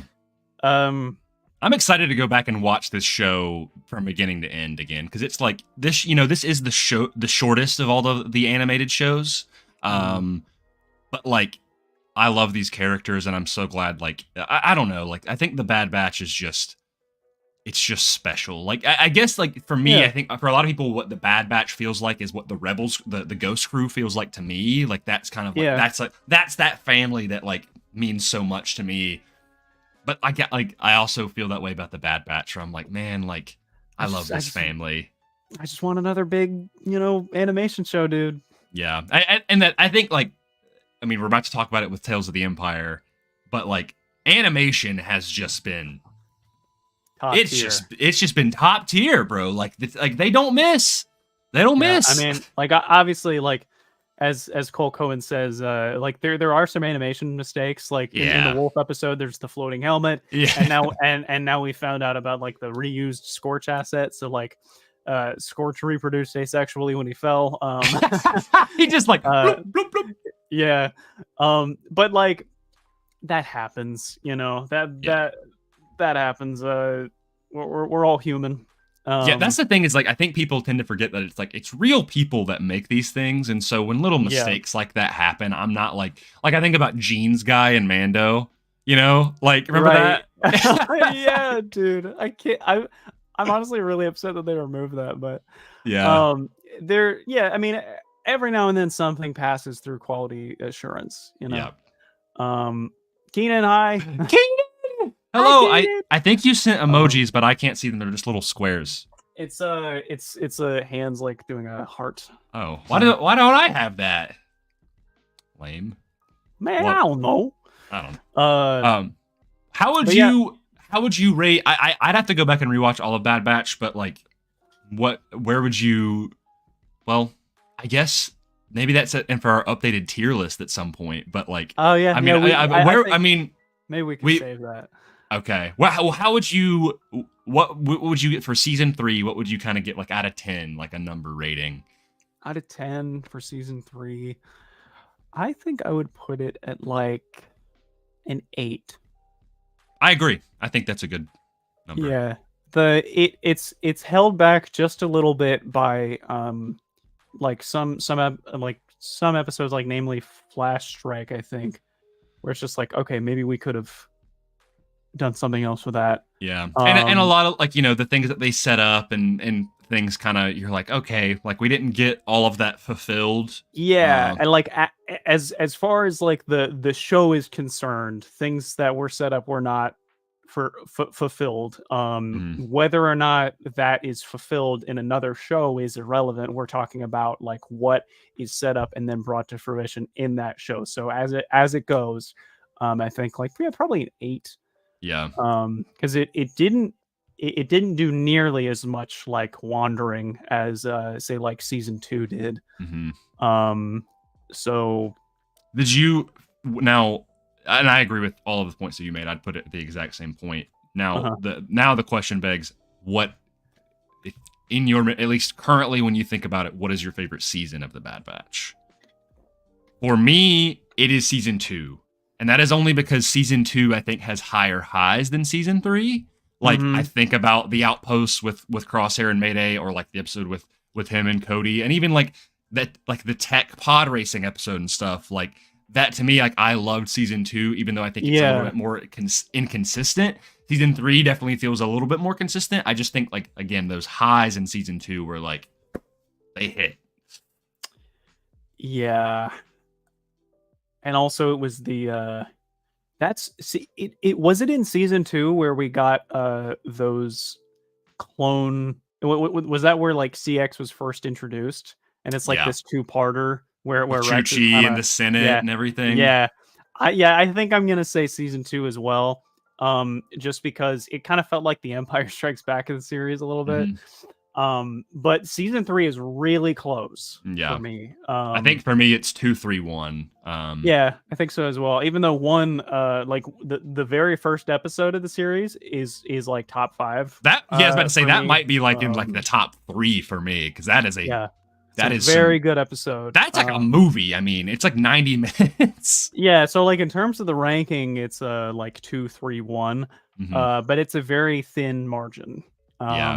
So yeah, I think overall it's a very satisfying journey, and I was explaining it to someone the other night, and you know I've talked about how I view a lot of like Bad Batch specifically as kind of like a D&D type show, or even Rebels. Like I like that, but that really helped I think me appreciate the episodes that are like more one-off, right? That are like just adventure of the week kind of thing. Yeah, and I'm like, you know what, it's one of the, you say it all the time, like don't forsake the journey for the destination, you know? And I'm like, man, like what a journey this show has been, you know? Like that's what makes it so good to me. You enjoy the characters because you watch them, you know, like go through the motions. I mean, if everything is just kind of on a very linear plot, you don't get to see the variations of these characters in different situations, and so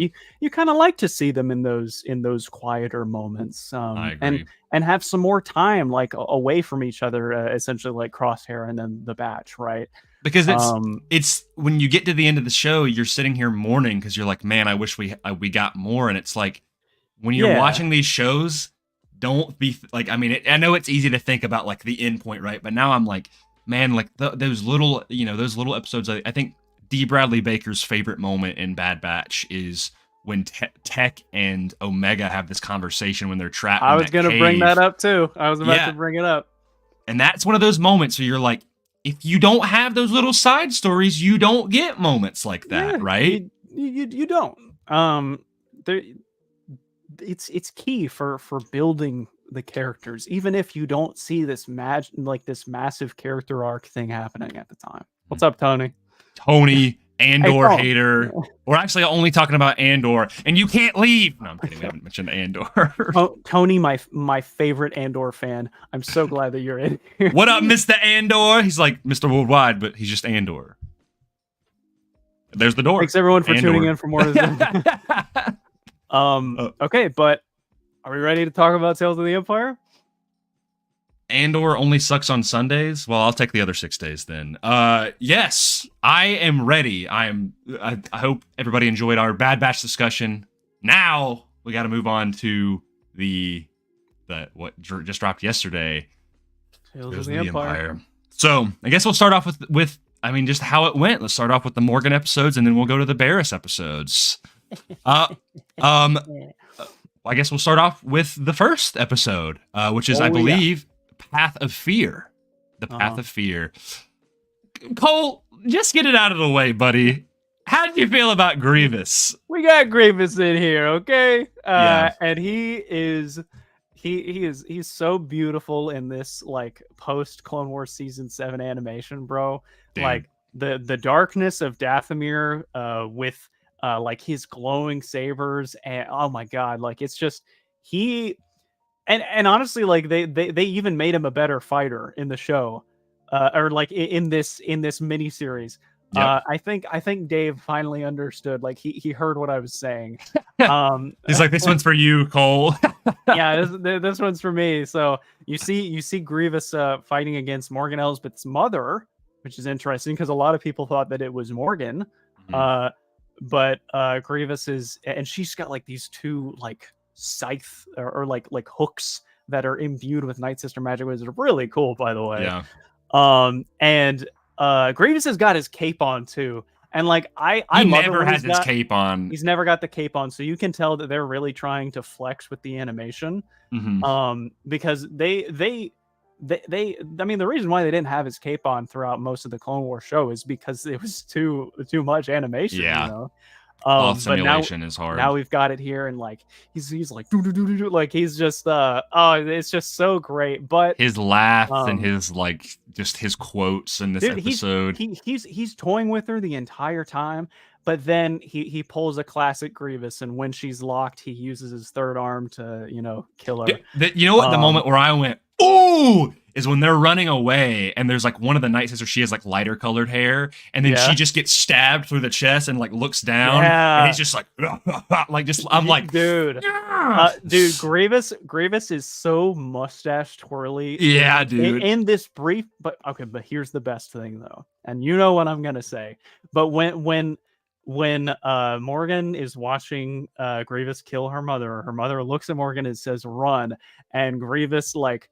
He impales her mother. She goes to the ground, and he just turns around and he says, "Run!" And then Morgan starts running, and he just keeps laughing, and he's saying "run" over and over again as it echoes through the tree. It's just like so good, dude. He is like evil in this episode, dude. I love how mean Grievous is, dude. And then he says, "Wipe them out, all of them," which is just just really, really good, man. So good. This opening is like it's peak. It's so good. And that's all we get of Grievous, and that's all I needed. I was happy to see him in that. Cole was just like rejuvenated, like the yellow sun if he was Superman. yeah. Because let's be real, man. He is such a loser in the Clone Wars TV show. Like he is constantly dunked on in that show. And the first time we see Grievous, which is in Gendy's, that's Grievous Prime. And then he shows up in Revenge of the Sith, and like, okay, he's not so much like the show. And then in Clone Wars, it's just baby Grievous, basically. And now I think there's some recognition there because he's fighting people that don't have plot armor, and and he gets to stride his stuff. So I was very happy about that. That Grievous was the star of the show for me. So I'm a happy camper. And all the trooper, or not troopers, but all the battle droids continue laying waste, and Morgan gets chased until eventually she's chased by this commando, fights the commando, destroys it, but then gets knocked out. So something really special, I believe, is he's Team Rocket Grievous in the Clone Wars. 100%. 100%. True. But there's this big difference, I think, in the way that battle droids and like the CIS are shown. You'll get the goofy kind in a lot of the Clone Wars, and then like you've got the Republic Commando type where like they're absolutely terrifying. And like Mandalorian season 1, like the super battle droids, right? And the battle droids are pretty close to that. Yeah, there's really no like, oh, the droids are being funny kind of thing. Like, you realize this is an AI constructed army, literally built for decimation. You see those commando droids going in, and like somehow it knows that Morgan's in the trees. And they're also like, the Night Sisters are shooting their bows at the super battle droids, and they're just, nothing is happening to them. Like the super battle droids are just tanking it. Yeah, it's I was just really glad to see just that fear there, because it's the general, and because you get so much of the perspective of like the Jedi and like a lot of like high class clones in Clone Wars, and so typically like the battle droids are not as much of a threat. Now you get your moments, you think about like the station on the Rishi Moon where like Heavy sacrifices himself, like that. The droids are pretty imposing there, but then you also get other moments where it's like, I mean, Jedi are just cutting through them like butter, and it doesn't matter, right? This is one of those things where it's like the Night Sisters, they don't stand a chance, dude. I know, and I mean, at that time, I'm assuming like Towson was probably already gone, and so was their chief necromancer. I think Grievous had already taken them out, and so at this point, he's just laying waste to the Night Sisters and Dathomir, literally razing the forests to the ground. So yeah, really, really, really cool stuff there. Yeah. And Morgan ends up getting rescued by the Sisters of the Mountain Clan. Which is really cool. Very cool. We don't get a whole lot of this Mountain Clan. But she's kind of brought in by them, and they're up in the mountains, and she sees, she's kind of brought to, and she's kind of like this kind of outcast-ish character within them. But you can tell that they're definitely more docile and pacifist-like, but not necessarily like they won't fight, but that's not their motive. But the droids are still scanning throughout, like they're looking for survivors. You see those gunships going, to and fro, and I think how it looks to me is that the Mountain Clan seems to be like the light side version of the. I want more of them. Yeah, very very cool stuff. You actually see, I mean, we can go ahead and mention it. Like later on in this episode, the clan mother, I assume, basically does like a Force repulse, straight out of Force Unleashed, that takes out all these droids. But it does. Yeah, they remind me of very true. They do seem a lot like that. And man, what was it that she says to Morgan? She's like, she's like, just because you assume that we don't fight doesn't mean that we're not capable. Yeah, but it's like the last thing that she says is that your path is set, Morgan. Elsbeth, and I feel sorry for you, or something like that, or like I fear for your future, or whatever. Yeah. I'll be honest, like throughout these 3 episodes, like while I think it's really cool to see her character, Morgan Elsbeth sucks. Like she's she's, and I have a little, I think I texted you this yesterday, and I'll get back to like kind of recapping the rest of this episode because it's not super intricate or whatever. But technically, Morgan Elsbeth, because she was get it in the next episode, she did create the TIE Defender program. This was her pitch. Thrawn ends up picking it up. If she never did, because she made this, Kanan's sacrifice was of the fuel, like his death, because of the fuel reserves, was for the TIE Defender program. And his sacrifice not only saved Hera and all them, but completely derailed and ended the TIE Defender program. So technically, Morgan Elsbeth killed Kanan. Not really. but like, kind of, But that was brought on after Grievous destroyed the Night Sisters. So technically, Grievous killed Kanan. No! Hey, he pops up in the Kanan comic. That's true. Perfect through line. There you go. Very cool. Yeah, but basically, like, so who talks first? You talk first. I can go through. Basically, she gets rescued by them. She's kind of mourning, and the battle droids are still kind of scouring Dathomir. And so she's kind of welcomed into their clan, but you can tell Morgan is still she's scared, but she's also like, she wants revenge. She's seeking revenge. And so she kind of goes on this hunt with the daughter of the clan mother, and is like, they're going to come for you guys. Like, I can prepare you. Like, you have to trust me. Like, and there's a little bit of some challenging there between the daughter and the clan mother. Ultimately, Morgan ends up taking a few of them to this kind of crypt, which is very, very cool looking. Kind of like a weapon vault almost. Yeah, and it reminded me a lot of, I know you haven't played Oblivion a whole lot, but like a lot of there's specific like dungeons that is look so weird, man. I was thinking about Oblivion today. Really? Yeah. That's funny. What are you doing? What's going on here? Interlinked.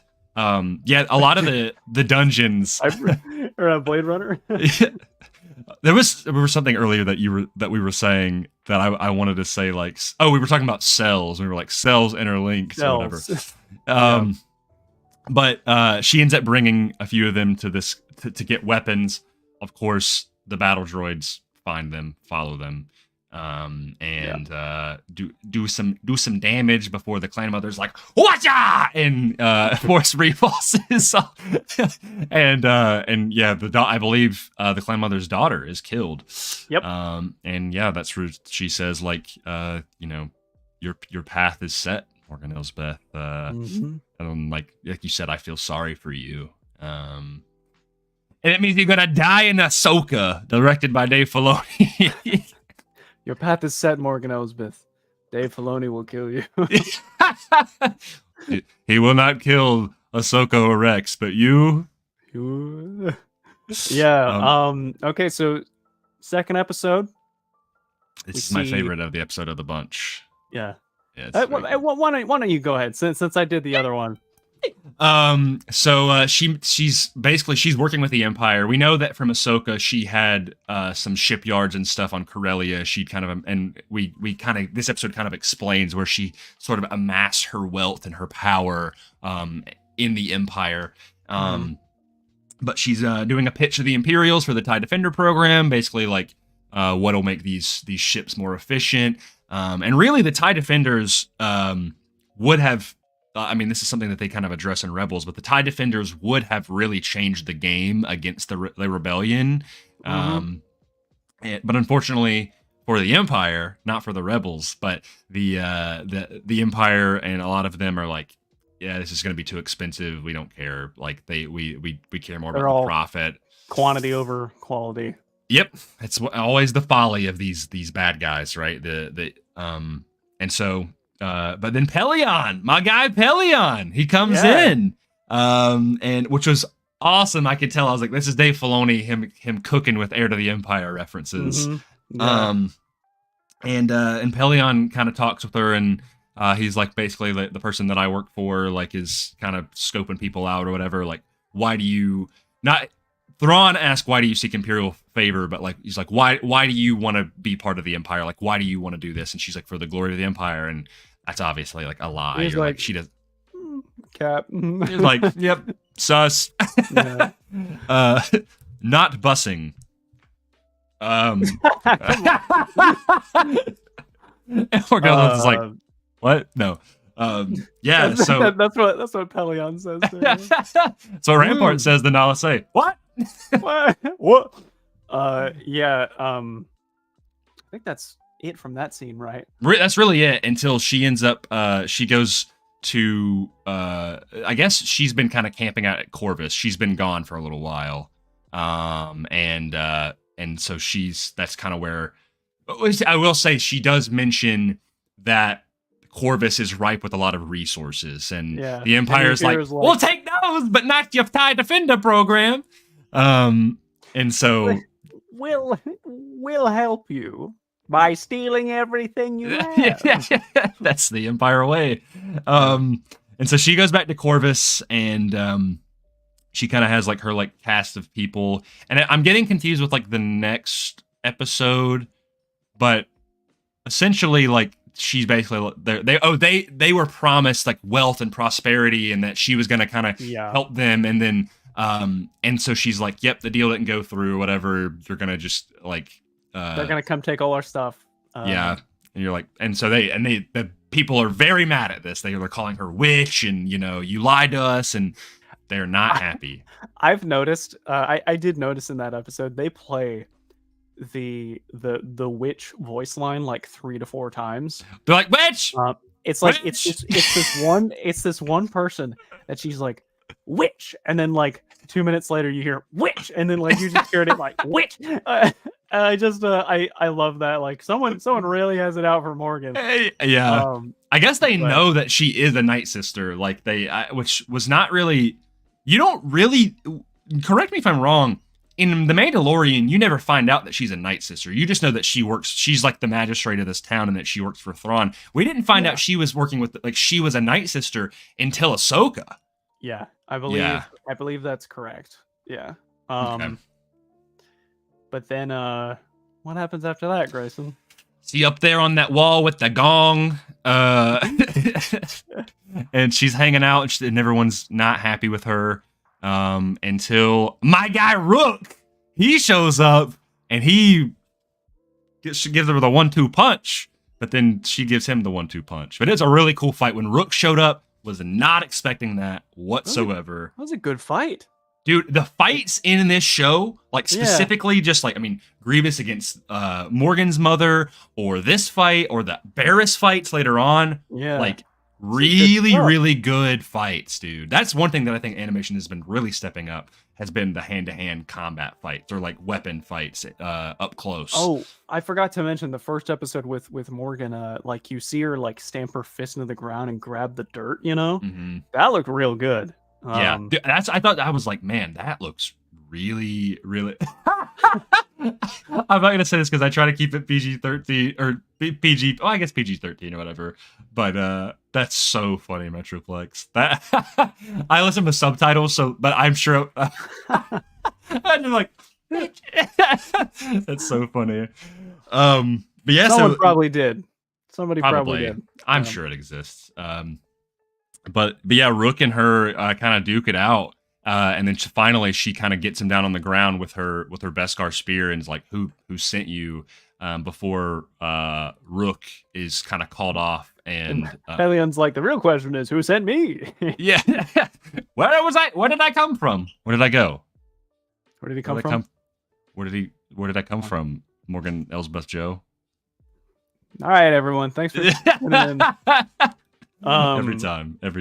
Yeah. But he shows up, right? And he's just like, I remember what Pelion said. Something like, "Remember when you lied to me?" Yeah. Well, lie to him, and then Thrawn just is right behind her, like, yeah. He's like, dude, he looks good in that animation, man. He does look. He looks very accurate. Obviously, the performance is once again stellar, dude.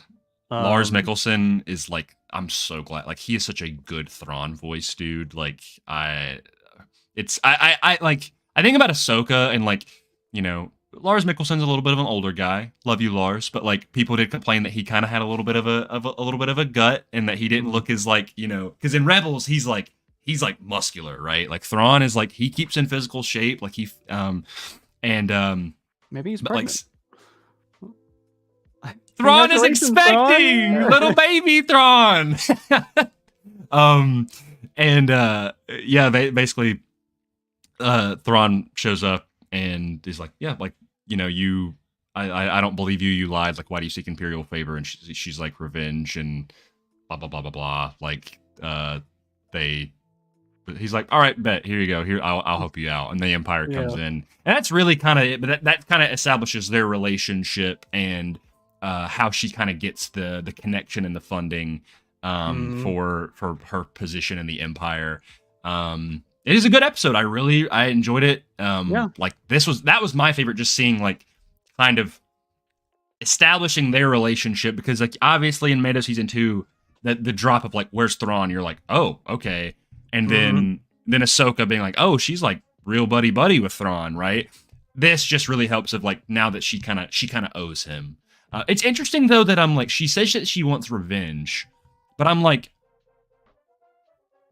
this is what kind of confused me. I'm like, revenge on who exactly? Because like, does she want revenge against the other people in the Empire, the people that like look down on her? Because like, Grievous and the CIS have been done and gone for a while. So is she just trying to like kind of prove herself to kind of like make sure that never happens again, right? That she can become like this all powerful being. So like, I think at that point, because it was already pretty much established by like this clan mother that like this is a dark path that Morgan's going on. I think it's at that point, it's kind of like a Maul thing, like a Darth Maul thing, where it's like, it's just for the simple concept of revenge at that point. Like, you haven't let go of that. You're still angry, even though everything's already said and done. I think like, if you were to ask her revenge on who, like, she probably wouldn't be able to say. Like, I think like, she just wants dominion and domination at this point, as like a metaphorical revenge on just the universe. So yeah, can't really say, but that's That's my guess. But the third episode, we roll in the first time in this animation style. Do we get like post original trilogy New Republic content? era. Yeah, New Republic, and they have a delegate from the New Republic that used to be a person that lived on Corvus, and you actually see her in the previous episode. Yeah. Which I thought was really cool. But I want to say her name's like Nadura or something like that. Yeah. But either way, she comes in trying to help Corvus by bringing it into the fold of the New Republic. Mm-hmm. And of course, everybody's on board with it except for Morgan Elsbeth. Morgan's like, no. Yeah. Like, I think you're gonna die. And basically, that's pretty much exactly what happened. They kill all the rest of the New Republic dudes, and then she gets hunted down, and she tries to make it to the ship, and they try to reach out to somebody. She kablooey, and then the guy. What is the guy's name? He's in Mando season 2. Oh my gosh, I'm drawing a blank on the guy. It's the elderly guy. That's kind of like the other main character. What is his name? I don't know his name, but I gotta say, he don't do jack. Yeah, he don't do anything. But literally, all it is she calls in help, and she's like, "You got to do your very, very small part," because that's really what he does. And then, my dad. Okay, so I watched it with my dad. My dad doesn't have subtitles on. Mm-hmm. I did have subtitles on when when I watched it with him. I couldn't see. Does it say who's like on the comm thing? That's Bo-Katan, right? It says Bo-Katan, yeah. Okay, gotcha. Because I was like, that's Katie Sackhoff's voice. So what I'm assuming is that this is essentially a lead into Ahsoka learning about Corvus. Mm-hmm. Because in Mando season 2, Bo-Katan sends Din to Ahsoka, who is on Corvus, who's already there. Yeah. So I guess, I guess, does that imply that Bo-Katan is like? Because it's interesting that the New Republic official calls for help, and I thought it was going to be like New Republic people or whatever, but it's and then they would be like, oh, we'll send Ahsoka, right? Ahsoka was working kind of with the New Republic at that point, but it's Bo-Katan. From what we know, Bo-Katan's not really working with. I mean, maybe it's just a general distress signal, but yeah, maybe. Some luck, huh? Yeah.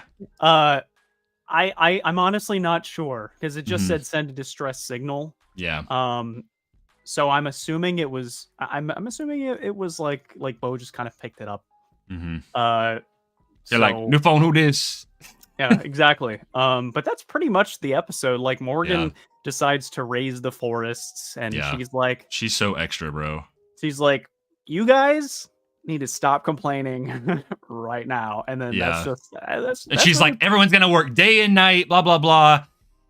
I'll be honest, that's my least favorite episode out of all the entire 6 that we got. I was just kind of like, okay. Yeah, it was just it was something. Yeah. It was just, here's the setup for Mando season 2. There you go. Yeah, I don't think it was like inherently bad, but no, I just think it was kind of it was an episode. It was simple. Yeah. Yeah, it was content. The thing for me is I think it's I am glad to have backstory on Morgan Elsbeth. Like kind of after seeing these 3 episodes, like would I have preferred it was maybe a different character at this point? Maybe. Or maybe it was like maybe they could have done like, I honestly think they could have combined episodes 1 and 2 into one episode. And then maybe they did 3 characters. Maybe it was just, 1 episode's about Morgan Elsbeth, and then you get 2 episodes about somebody else, right? And then you get the 3 episodes about Barriss. But it is what it is. I'm not like mad about it. I was just kind of like compared to like the Ahsoka episodes. I'm kind of like, in a weird way, it makes me appreciate the Ahsoka episodes in Tales of the Jedi more. Where I'm like, those were actually kind of really good episodes compared to this. I think a lot of it was just kind of set up for Ahsoka and the Mandalorian, right? And so and for Thrawn, I think even though I like what we got of Morgan Elsbeth, I don't think it did a lot to show us about her character. I think the most of it that we got is for her episode 1. I think that was like kind of good of like setting up her motivations and stuff like that. But from the second and the third episodes, it really didn't do all that much for her. She just was kind of Morgan Elsbeth. And we always said, even in our Ahsoka review and breakdown, that like she was kind of our least favorite character in the show, just because all she did was just kind of stand around and go and smirk. Yeah. I think it was like, okay, some good supplemental for her. But ultimately, it honestly felt like more setup for Thrawn than it was for her. Yeah. That was where I was like, oh, the thing that I get most pumped about was Thrawn, Pelion, and Rook.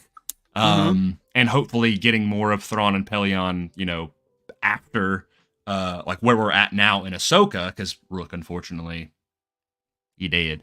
I think he's dead. He died. Yeah. I think if they put episodes 1 and 2 together, like show the Night Sisters getting wiped out, because I still need Grievous in there. That was really good. And then because like I did really like the setup for Morgan there. I think that was like really good setup for her character as to why she begins down this path. And then I think the episode 2 is good for like telling us like the state of Corvus. Like I think mostly episode 3 could be pretty much implied. That's what I think. So I think if there was like the third episode that had something else in there, maybe it would have been like an expectation subversion where it gets turned into a Thrawn episode, which would be kind of neat.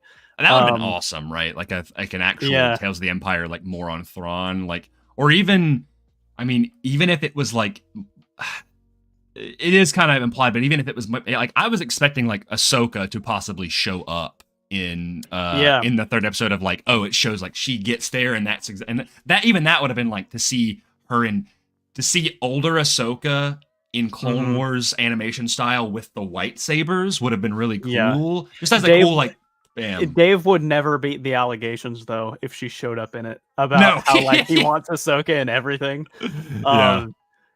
Honestly, like if you want to keep like those 3 episodes with Morgan, I would say essentially get rid of episode 3 and put Morgan's episode I'm not talking about Revenge of the Sith. Get rid of it. No. You put Morgan's second episode and put it in the third slot, and then have an episode in between of how she gets to be like in a place where she's joining the Empire. Or just have a third episode be of like her talking more with Thrawn or whatever. I would have, I would have preferred for the third episode, it be after Mando season 2 when she gets captured, and it's her connection with, establish the connection between her and Balin and Shin. And Marok. I think that should have been the third episode. Oh my god, you're so right. Like you could have shown her like resurrecting Marok. And then we could have got, because then that would have been a through line to Barris's first episode. Why didn't they do that? I think it's weird that, because like we don't really know how she met Balin and Shin, but like the implication is that when she gets broken out of prison, like she's known them for a little bit, right? So it's like, well, when did she meet them? That would have been very cool. Well, what are you gonna do? What are you gonna do? So Barris's first episode, though. These Barris episodes, bro, they be cooking. Dude, this first episode, it's good. And we talked a little bit about yesterday, like these episodes were not exactly what I was expecting with the Barris episodes. Not at all. Now, we did call, I'll just go and say it, we did call that we didn't think her Inquisitor ship would last very long. Knowing Barris's character, I was like, dude, she's not going to agree with this, right? No way. Like the only way that she would agree with it was if she was coerced into doing it, which she was. Well, she was until she was like, Lynn, you tripping. You guys are kind of crazy. For me. And most of the footage that we got of the Barris episodes was all from the first episode. When none of it was from episodes 2 and 3. So, like, there was only a little bit of it that was from episode 2, which is where you see Barris running towards the fourth sister, right? And the Jedi. But you don't see anything from episode 3, as far as I know. But man, the first like scene of this episode where Barris wakes up to see the temple on fire, dude. Mm-hmm. Dude, that was good. That like her watching the temple burn. Yeah. Oh my god. Yeah, that was, and then also again, Kevin Kiner and the rest of the, because I think now his son and I think somewhat one of the other Kiners, I believe it's either, I can't remember her name, but they're all part of the same family. Deanna, I believe. Okay. Do you know Sean and Deanna Kiner? Yes, dude. What? I mean, I'm telling you, man. I will say it till the end of time. Future of Star Wars music, right there. I know. So freaking good, dude. We are so blessed to have that family scoring Star Wars. Dude, so good. Yeah. And then she ends up going back to sleep, and she gets woken up by. Well, actually, no. Sorry. Before that happens. She's like, guards, what's happening? Yeah, she asks the guards, and the clones just be glad you're not a Jedi anymore. Mm-hmm.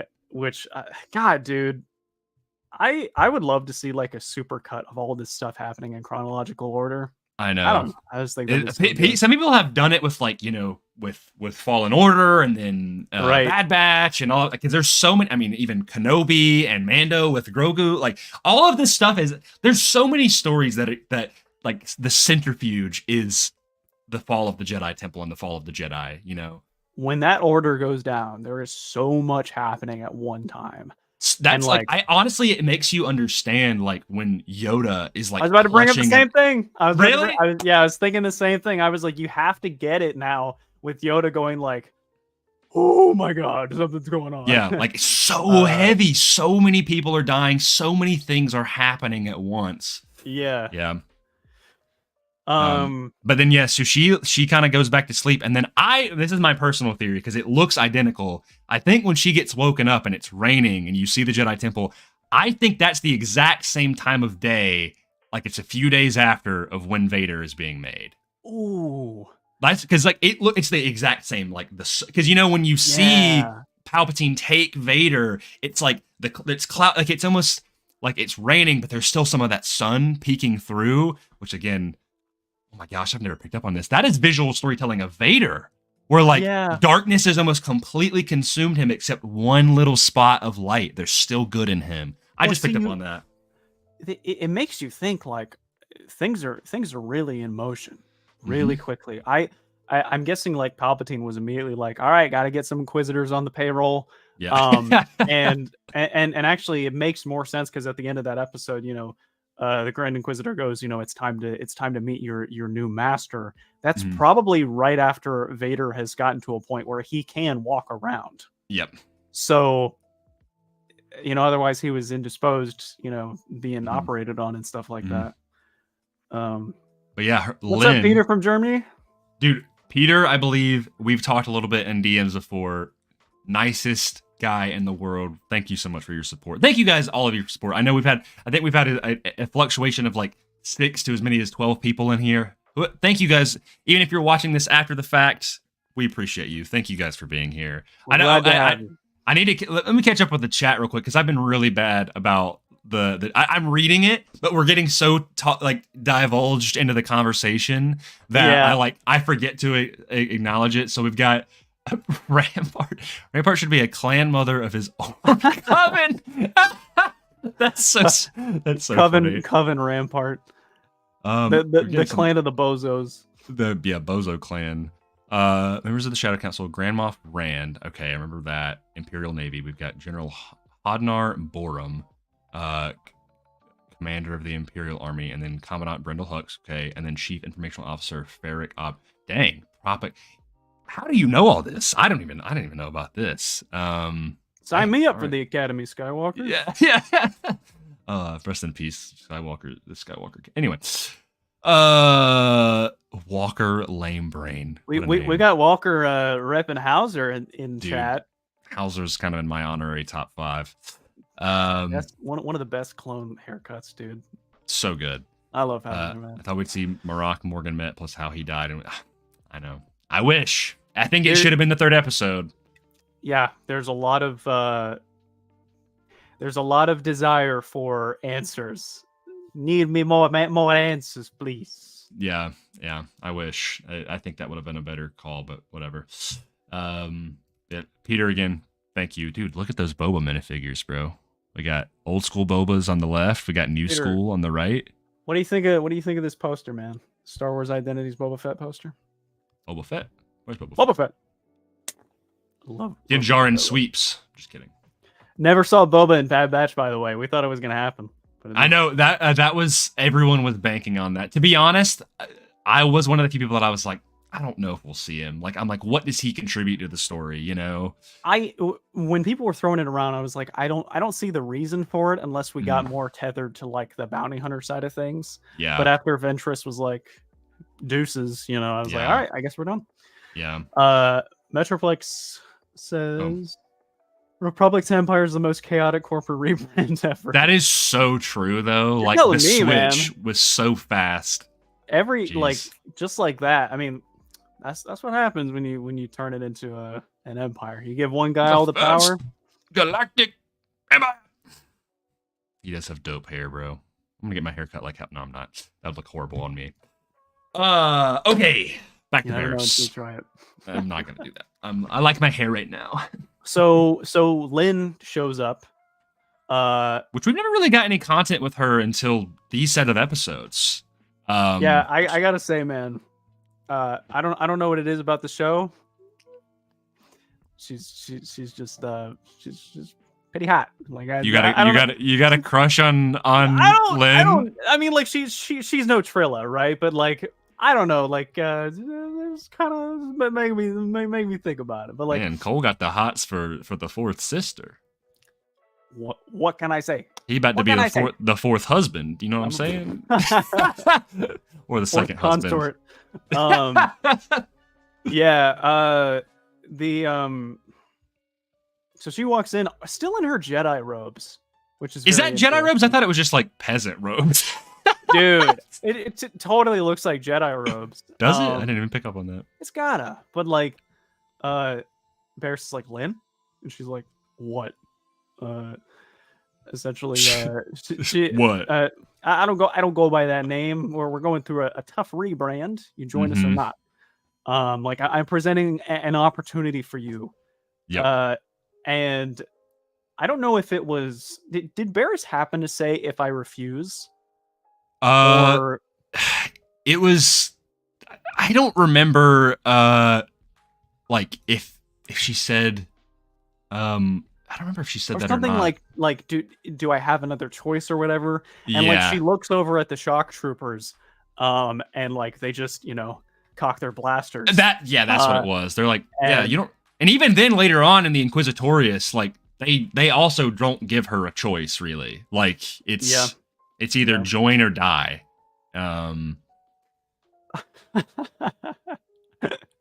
Metroplex, bro. Pulling out himself as a Jedi so fast to get Cully with the fourth sister. Listen, man.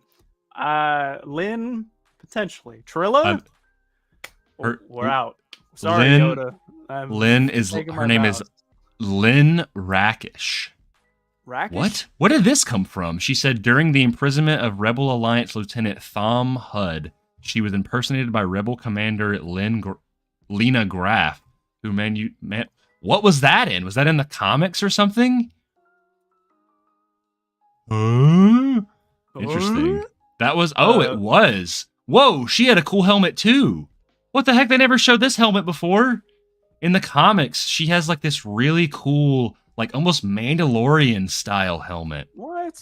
I'm sharing. I'll see if I can click on this real quick because I'm on the Wikipedia. Can I share my? Yeah, I can. Walker says you guys already have great hair. Thanks, man. Dude, thank you. Sorry, appreciate that. That's have great hair. Third. That is the third and fourth member of Mortis FM Star Wars podcast. Cole Grayson, Cole's hair, Grayson's hair. Let me see if I can share this real quick. Peter says Boba and Bad Batch would have been too much to handle for me. See this? Oh, it's her, dude. Is that really her? That is the girl impersonating the fourth sister. So I guess that's her, like what she normally, her helmet that she wears on the off chance. Huh. That's really cool. Like the pike too, almost. Yeah, dude, that's sick. She doesn't use that normally. No. Huh. Well, it's gotta look like Plagueis, kind of. Any old man with a long face looks like Plagueis, pretty much. Why the long face? Why the long face? Was her first appearance in... Oh, she was in Rise of the Red Blade. Okay. So her first appearance was Obi-Wan Kenobi. Interesting. Huh. And Return to Vader's Castle. Yeah, so she's in Rise of the Red... an Inquisitor without a lightsaber. Okay, whatever. Whatever, man. Whatever. But yeah, so she gets inducted into Inquisitorius, and we go to that moon of Mustafar, which we have seen from Kenobi and Fallen Order. Like Nern? Ner, yeah. Like Nern? Nern your business. I want to say it's Nern. Nern Star Wars. Got a fact check. Ner. No N at the end. I'm a better Star Wars fan than you. I'm just kidding. Come on. I'm sorry. Who won the trivia showdown? Yeah, you did. You did. It was a close call. It was very close. Well, you beat me by like a good couple. I flubbed on a couple of them. But yeah, so she goes there. It's already being constructed. And dude, the black troopers with the green visors are like flooded throughout the Inquisitorius. They're cool. Those are the ones that worked with Crosshair for the... I don't know if they're actual clones. I think that was actually like... Those might be regular people. I think... clones are real people, but... we just finished the show about the Bad Batch. Yeah, so I think it kind of... You very quickly see this transition of powers here, because like you see the Coruscant Guard, and then now you're seeing the like the green visor troopers, which may or may not be clones, but given the implication from Bad Batch season 1, it's probably conscripted people. And then you see some clones with them. But yeah, so Barriss gets brought to a chamber with like two other Jedi that like she knows their name, and they were like, Barriss? I thought you were in prison, dog. Yeah, I thought you blew people up. But I can't remember their names. I to be honest, I'm not too fixated on their names or whatever, because it's like they don't really matter that much in these episodes. Well, yeah. And your guy shows up. Your guy. The Grand Inquisitor. The real Grand Inquisitor. Ain't no stupid Kenobi Inquisitor. Thank God, voiced by Jason Isaacs. Oh, dude, listen, I am sorry, Rupert friend, but Jason Isaacs all day, brother. Like I got into a debate with two of my friends when I went to go to the Saber meetup, and they were like, they were completely unbothered by the Grand Inquisitor in Kenobi, like the way he looks. And I was like, dude, he looks nothing like what he should. Like, we've seen their species before, and they're like, yeah, but in Revenge of the Sith, they have like the weird teeth. And I'm like, they don't have to get the teeth 1-to-1. At least make him actually look like an alien species, because he just looks like Ventress. He looks like a large Funko Pop Ventress in Kenobi. He looks like Boss Baby. Yeah, dude, he's my Boss Baby Grand Inquisitor, and I just, and then he acts like a chump in that show. But here, peak Grand Inquisitor. Like, he looks awesome. He is both on it. Design and performance, and dude. Oh man, that's the real Grand Inquisitor. Please stand up, Jason Isaacs, my guy. His Clone Wars like type animation design. Love it. Really good. And I honestly feel like they went more in depth with showing like the grooves on his head, as like to make a point. Yeah. But he really steals every scene that he's in, I would say. Yeah. And he basically says, "Hey, you're gonna join our crew, guys. But first, go to bed. Have a good night." You know. Yeah. And he does say something along the lines of like, you have an opportunity, like you can leave or whatever. But Barriss and the other guy are like, I don't know if they're gonna actually let us leave. They don't, because one of the other guys, he's like, I don't really care about y'all. I'm out of here. I ain't doing this. And he does not make it. Does not make it. Yeah. And the Grand Inquisitor's like, something unfortunate happened to him. Really Yeah. He fell on his way out, like Ted Beneke in Breaking Bad. Like, just he fell down the stairs. Nobody pushed him or anything. Force pushed. Yeah. And so now it's left to the guy with the beard, kind of like pointy hair, insane mutton chops, dude. Crazy haircut, but kind of cool. I don't know if you've trilogy alien. Is he? Yeah, I want to say he's like the same type as the sequel, like Resistance Infiltrator that you can play in Battlefront 2. Oh, you're right. The guys with like the clubs. Right. Yeah, that's what I was thinking he was. So that was kind of cool. Makes sense. And he goes with Lynn, and then Barris goes with the Grand Inquisitor, and they essentially give them like a little bit of introductory training. Yep. Gauge out their anger and their frustration, and this is I love this scene. Dude, it's this time of day where the sun just like beams on my face right now. Yeah. But yeah, so he's like, you're still fighting like a Jedi, like, basically pushing her to become more aggressive. And the Grand Inquisitor's kind of clowning on her, and then eventually she kind of starts to give into her hatred and gets a nick on his shoulder. Yeah. Before he kind of gets a force blow on her, and she just lets it like all of the power of the force and like slams him into the wall where blood's like kind of trickling out of his mouth. Because I think the Grand Inquisitor right before it, he used the force to like throw her into the ceiling, and she like her nose starts bleeding, and then she gets pissed and like pushes him, and he's like, "Good, now you get it." And it's very, very good stuff, and kind of prepares her for her transition into an Inquisitor. And so the other guy also, they were both very, very, both Lynn and the Grand Inquisitor were very pleased with the outcome of these little training sessions. And now they have to fight each other. He's like, we only have room for one. Yep. And this fight is awesome. It's just a cool fight, because like it's like a battle royale where like the circle is closing in, but there's a pit in the middle of the circle. Which is it's crazy. A laser shield that's like closing in on them, and so like their like area to fight is getting thinner and thinner. They're left having like to jump over to the other side. Really cool stuff.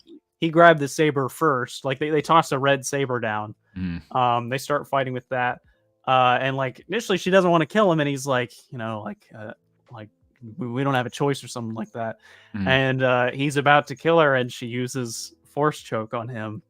Dude, you know what this moment reminds me of? And this is Jacob, if you're listening, it's when in Red Rising, Darrow kills Cassius's brother. That and like that moment, that's what this moment feels like, right? Where like he's basically like pushed.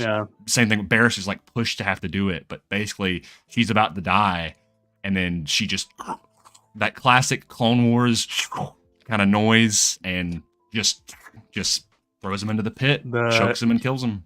Yep. And they welcome the new Inquisitor to their ranks. We never get a designation of which one she is. No. Which you get the implication it doesn't last long. Anyway, her spot gets filled very quickly. But we see Lynn and Barris and Marok and the sixth Birdman, mother. Reaper. Reaper from Overwatch. All show up, and then the Grand Inquisitor says it's time to meet your new master. They all get down on one knee, and then Vader shows up. I honestly feel like they should have saved that reveal for the show. Because he only shows up and he doesn't say anything, and then that's it, which is fine. Like I don't think he needed to be the center of it or whatever. He takes his seat, and that's it. They're honored as the Inquisitors, and that's the episode. And Barris gets a sick helmet too. Yeah, she does. Yeah, it's really really good opener for them. Yeah, this was a banger episode. That Oh, that yeah. one hooked me in. But then the story continues. In the The following episode. realization. Yes. Oh yeah, because the first one was called Devoted, Yeah. and then the following episode was called Realization. Yeah. Let me catch up here with the chat here real quick. I might have to go use the bathroom here in just a second. Let's see. Boba and Bad Batch would have been, yeah. I mean, it would have been cool, and it doesn't mean we won't get, Boba and Omega again. Opportunities in the future, you never know. Yep, they're still around. Mm-hmm. Man, are you racist? No. Yeah, he's talking about the Grand Inquisitor. That's so funny. Biggest casting mistake could be weird. Grand Inquisitor is the only reason why I skip episodes. Scenes with them still too weird for me to look at. It does feel like he's just a different guy. Yep. And I distinctly remember hearing. Hello. I distinctly remember hearing that Rupert Friend did not do his homework on the Grand Inquisitor intentionally, because he wanted to make it his own thing. And no. I get it, but dude, they should have. But then look at someone like Amon Esfandi, right? Where so apparently they didn't get Jason Isaacs because he had he was doing other stuff, so he couldn't be in it. So they were like, let's get somebody else. But you took someone like, Rosario Dawson or Amon Esfandi or all these other people that from Rebels specifically, who come in and adapt those characters. And for most part, dude, the sun is getting crazy in my face. Yeah, I know. It's. I'm gonna sit over here. But Amon Esfandi is Ezra, right? Oh yeah. And you can tell it paid off. Uh-huh. And then it's I don't know, I think I would have been fine with the look of the Grand Inquisitor if he at least acted like the Grand Inquisitor. The Grand Inquisitor is supposed to be so much more sinister, and in Kenobi, he's just kind of this bumbling idiot. I don't know, it's weird. He's kind of a chump. Yeah. And I really feel like he just kind of got sidelined. Yeah, I don't know, misuse of the character, but that's neither here nor there. Yeah. Oh man. Classic Joker battle royale move: snapping necks and catching chicks. It's true. Yes. Yes. So yeah, we move on. Did What? we just say yes to you asking if they were racist? Oh my god. Hopefully, thankfully, Star Wars is not real, but hopefully not a real life racist. Spacist? Space racist. Yeah, so we move on to the next episode, Realization. And this is they go to space Afghanistan. Because that's literally that town. I'm not kidding. That town just looks like Afghanistan. I was like, fair enough, I guess. They are searching for a Jedi. Mm-hmm. And at first, I'll be honest, because of the trailers, I thought the Jedi they were looking for was Luminara. Yeah, me too. I was fully convinced. Yep. Not that though. Not that. But you can tell in this immediately, Lynn and Barriss, they go to this town, and it's been pretty ravaged. Does not look like it's in good condition. And they kind of interrogate some nearby locals, and the locals are very defiant. No Jedi has been here, right? And Lynn is being very aggressive, very dark side user. If she was playing the Old Republic, she's choosing all the dark side bottom options. Yeah, exactly. Yeah, and whereas Barriss is being a lot more empathetic. You can tell that there's still she's not really all into this whole dark side business, and that's never really what Barriss was. Is she just didn't agree with the Jedi, and she thought the Jedi were going down the wrong path. And that was what kind of and we'll talk about it a little bit later on, but she kind of goes through some character growth here, and so she's talking to this one kid that's very, very scared, and she takes off her helmet, and she's like, "Please, tell me if there's a Jedi here." And the kid eventually does begin to trust Barriss and says the Jedi was here up in the mountains or whatever, and the other people in the town they do not get a good fate. They try to walk away, and Lynn is like, "You lied to me," and she kills all of them except the kid. Yeah, it's pretty terrible. Barris Yeah. protects the kid. I feel Mhm. like Lynn probably would have killed the kid if Barris did Mhm. not protect the child. Mhm. And Lynn leaves, and then Barris, the kid tries to look back at all the debris and the people, but Barris, closes it off with the force, and she says, "Don't Dude, look back." And Lynn she puts kills on her all. helmet and leaves. Yeah. Yeah, Horrible. honestly, really terrible stuff. Mhm. Um, and they're climbing up the mountain looking for this Jedi, and Barris falls a little bit behind, but once she catches up, she finds that Lynn is already fighting the Jedi. Um, and they Lynn ends up getting like knocked to the side or something like that, and Barris Mhm. gets the upper hand, but then offers the Jedi a chance, like just, Yes. just just come with us, and Like we'll you can make it join right. us. You can like you can have another chance. This is the only way you survive. And the Jedi eventually like basically accepts, like stops fighting until Lynn just right Boom. across the back. Yep. And Um, now this Jedi is not dead. We think he is. I can't tell if I could not tell like if this person was a he or a she. I don't think it really matters, but they've actually been confirmed as the first non-binary Jedi in really, canon. Yeah, so they always refer to them as them. And so okay, Barris is like they're still alive. And Lynn says, we'll just leave them here to die. okay, Um, and what was it? What was it that Lynn ended up saying? Like we won't stop until every last yeah, Jedi is eradicated. And then Barris is like, well, I guess you have one more Jedi to take care of. Lynn yeah, immediately lunges, and Barris just shoves her off the cliff. yep, and then And then shucks her helmet down. yeah, chucks helmet down, and then goes to offer the Jedi help, Hmm. and then that's it. Yep, We don't and know. We don't know what happens after. Like we don't know what happens with that Jedi or with Barris in between the time, because the third episode is a big stretch forward. we don't even know how much time specifically. Like, but Barris is a lot older in this. Like she's like she's got wrinkles and stuff at this point. And whether I don't know if Yeah, that's from stress or from the harshness of this planet, kind of like how Tatooine like aged the Obi-Wan Obi-Wan. treatment. Yeah, Yeah. Because Lynn looks about the same, which is intriguing. she looks pretty much the same, and and Yeah. and either Lynn was younger than Barris, Hmm. or Species age differently. right, yeah, or someone did say also that maybe Barris was giving a lot of her life force to heal people because she was a healer, and so maybe that Mm, aged her a little bit faster. true.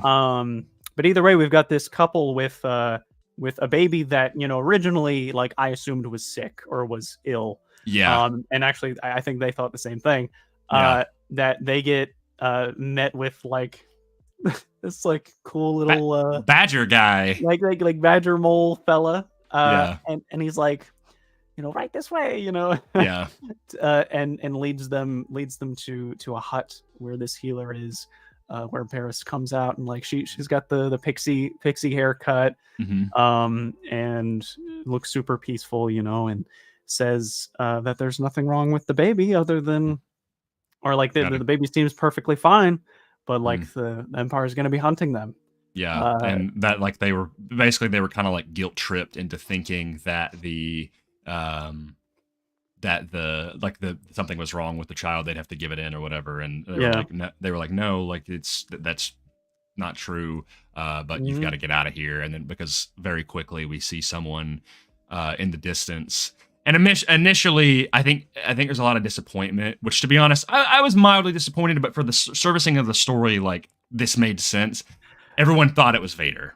Well, Uh, see, when you see the figure, like initially it just looks like a silhouette, but then the mhm, second time the camera looks, it's like the big flowing cape, and I mhm. was like, "Oh my god, it's Vader, dude!" And then it reveals Yeah, to be Lynn, and I was like, "Oh, just yeah, just a little bit," because like, uh, I'm fine with it being Lynn, because I think that the story that we see in the rest of that episode is really cool, and it makes yeah. sense. It makes sense through all three episodes that like this is kind of the secondary character here, Mhm. but it being the brief moment where I thought it was Vader was like a very cool kind of thing. Yeah, yeah.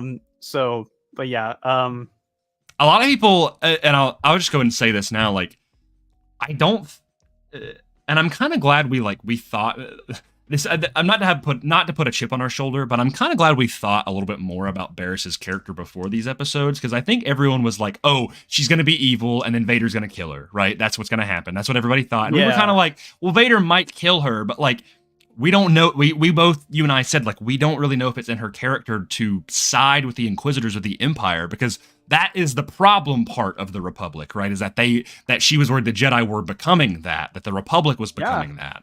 Her entire deal was that she was angry that she felt that the Republic was, quote, fighting for the dark side. Mm-hmm. Lost her way. Yeah, lost her way. And so I think there's a lot of people's expectations were like, oh man, like they wish, like, I guess she just stayed with the dark side, then left, and then Vader killed her. And it's like, yeah, that would have been fun, but it's pretty predictable, right? Like, that's just kind of what you naturally assume would happen. I think people get a little too caught up with wanting everything to be like a Vader power trip scene. They're like, those scenes are really cool. Don't get me wrong. Like, from Kenobi and from Rogue One, but like, I don't want every single thing to be like, and then Vader shows up. And then Vader kills him. And then Vader kills them. And he looks so cool. It's like, yes, Vader's cool and he's awesome, but like, there are other characters to explore here. And I'm really glad that it ended up being Lynn that shows up, because we get some really good scenes there. So Lynn's I'm gonna pull this up real quick before we hop into it. Metroplex says, if Barriss were to apologize to Ahsoka for framing her, do you think Ahsoka would accept her apology? I think she would. Yeah. I think, at least at this point in the timeline, like, and I honestly, I'll just go ahead and say it, I kind of hope they do meet at some point. Like, given what is said, I think at the time of Barriss's third episode, they already have. You think so? Yes. Because when I believe Barriss is leading these people along the path, because they're going to meet a contact that she's known for a long time. I really think that it is Ahsoka. Makes sense. But yeah, if Barriss were to apologize to Ahsoka, I think Ahsoka would accept it.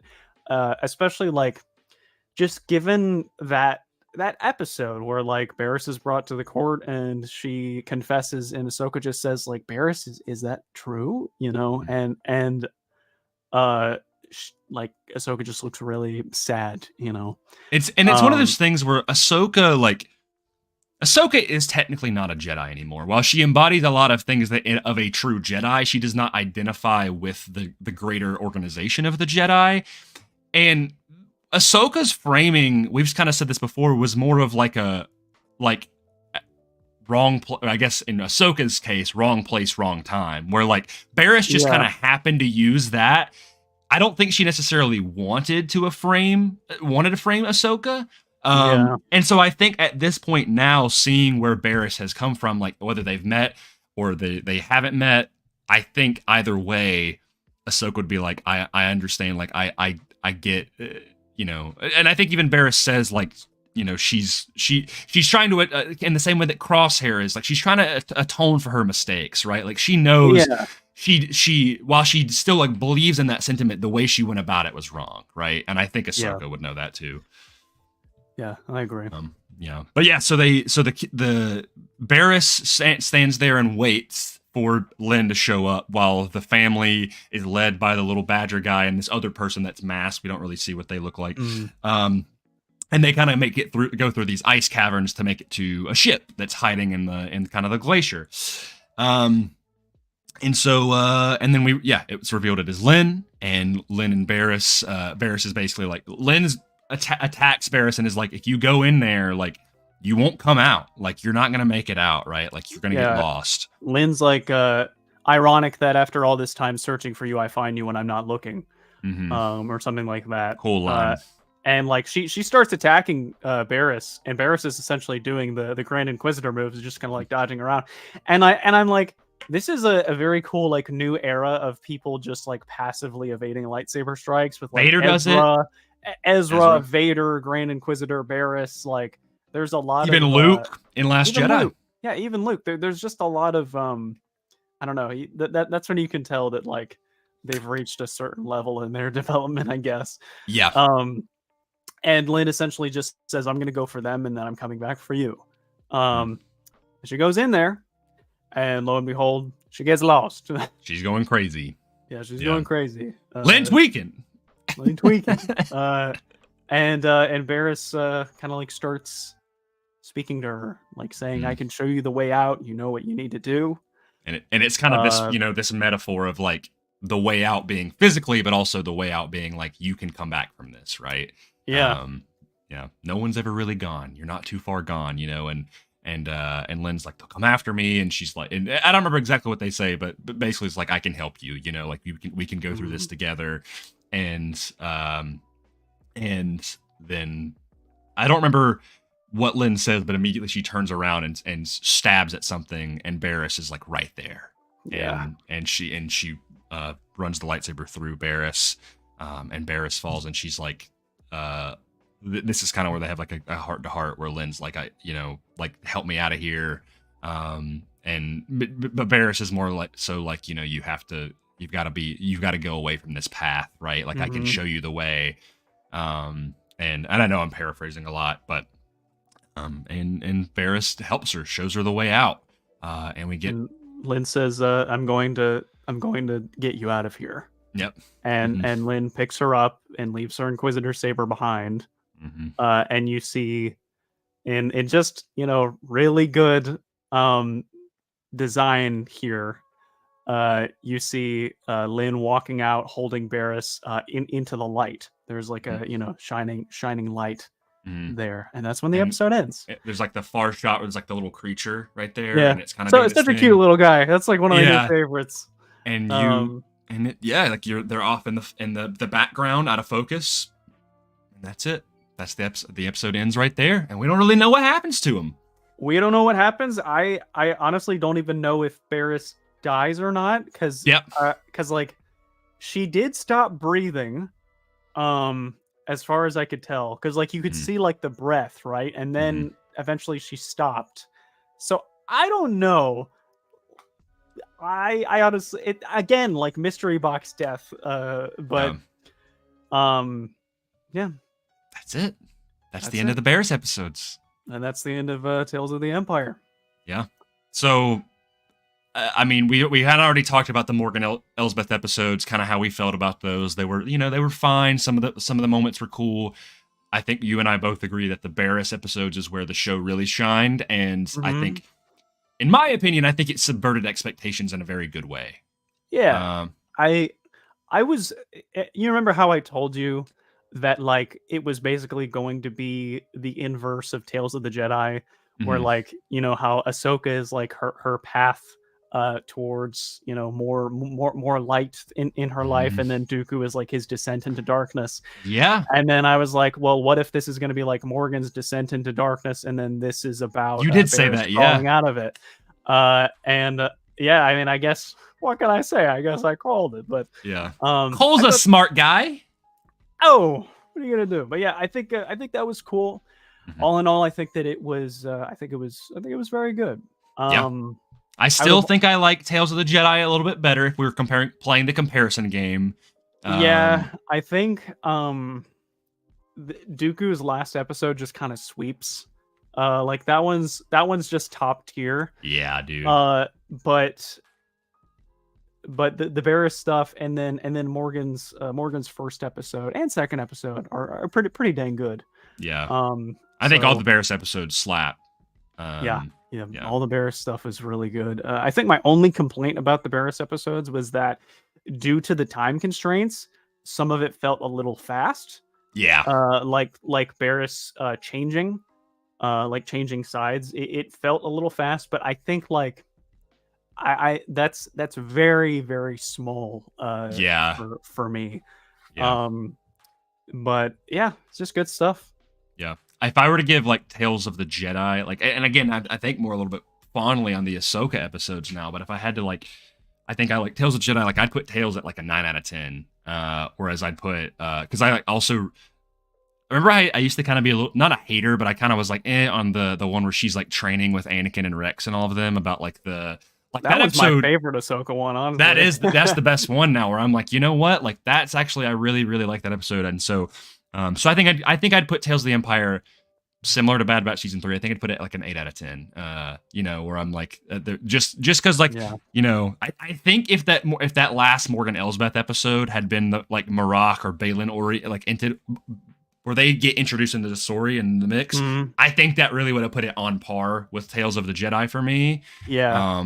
I'm really excited for the next like Tales project. Because I mean, at this point, like that's just a really good continuing thing that they could do to just tell any story that they want to tell in a swift but quality format. Honestly, I love these like small stories. I mean, I talked at the beginning of the episode that I did that short story review for Tales of Light and Life from the High Republic, and that story was so powerful. And that's what I'm like. I mean, I think about the Dooku episodes, or even like the last episode with the Barriss one here. Like, very powerful stuff. Yeah, like this is where I think it's kind of it's like there's a big emphasis on it being quality because it's a smaller series, so like make it be worthwhile. And even though I think like Morgan's third episode was like like it wasn't like bad, it's just kind of it felt like a little bit unnecessary. I think her first 2 episodes were definitely quality for sure. Yeah.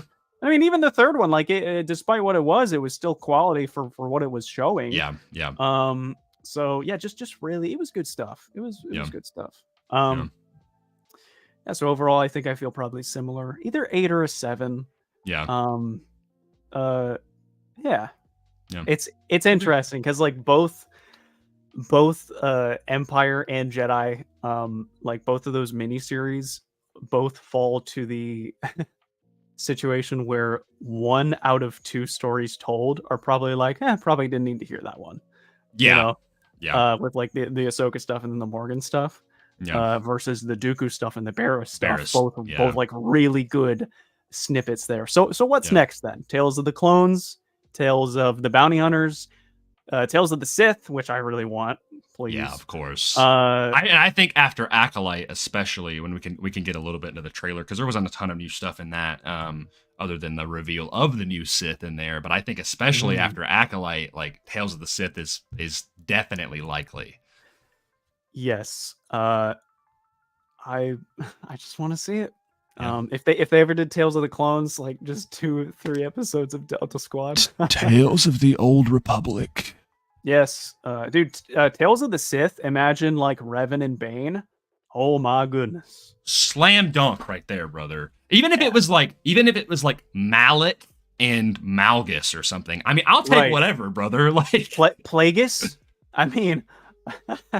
That would be it. Like 3 episodes taking like the key acts of key moments of the acts.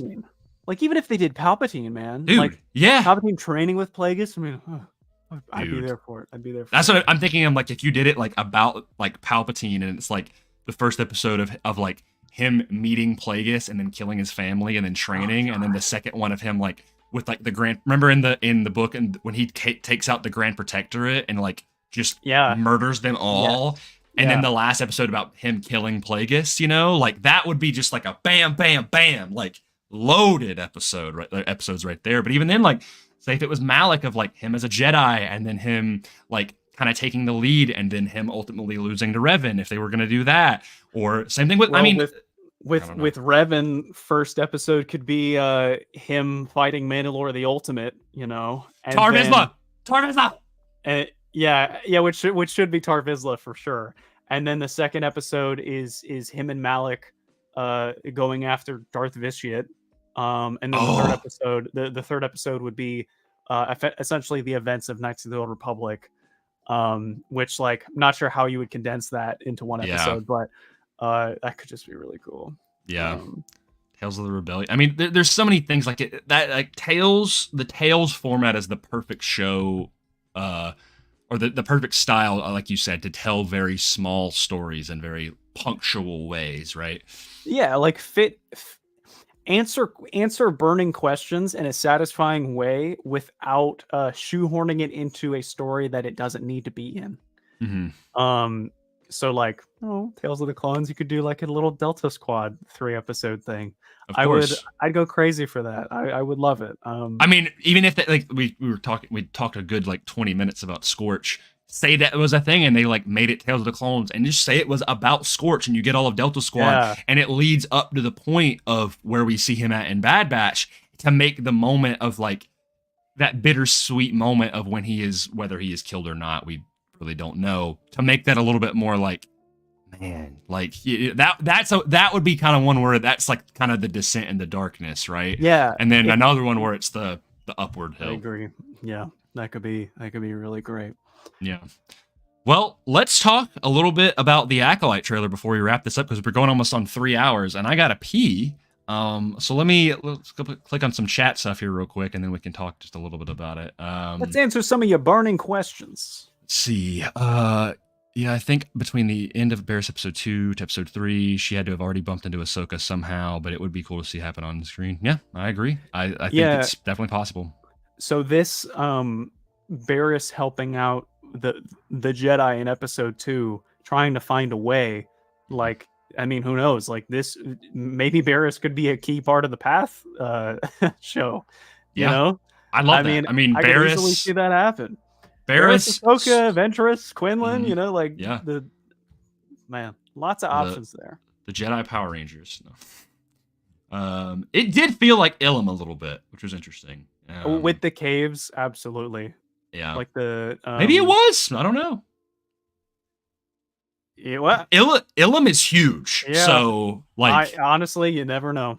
You never know. I don't know if Ilum is inhabited or not, but like, I mean, as big as it is, I could see it. I mean, like, at the time of Fallen Order, at the very least, like they're starting to construct Starkiller Base. But who knows?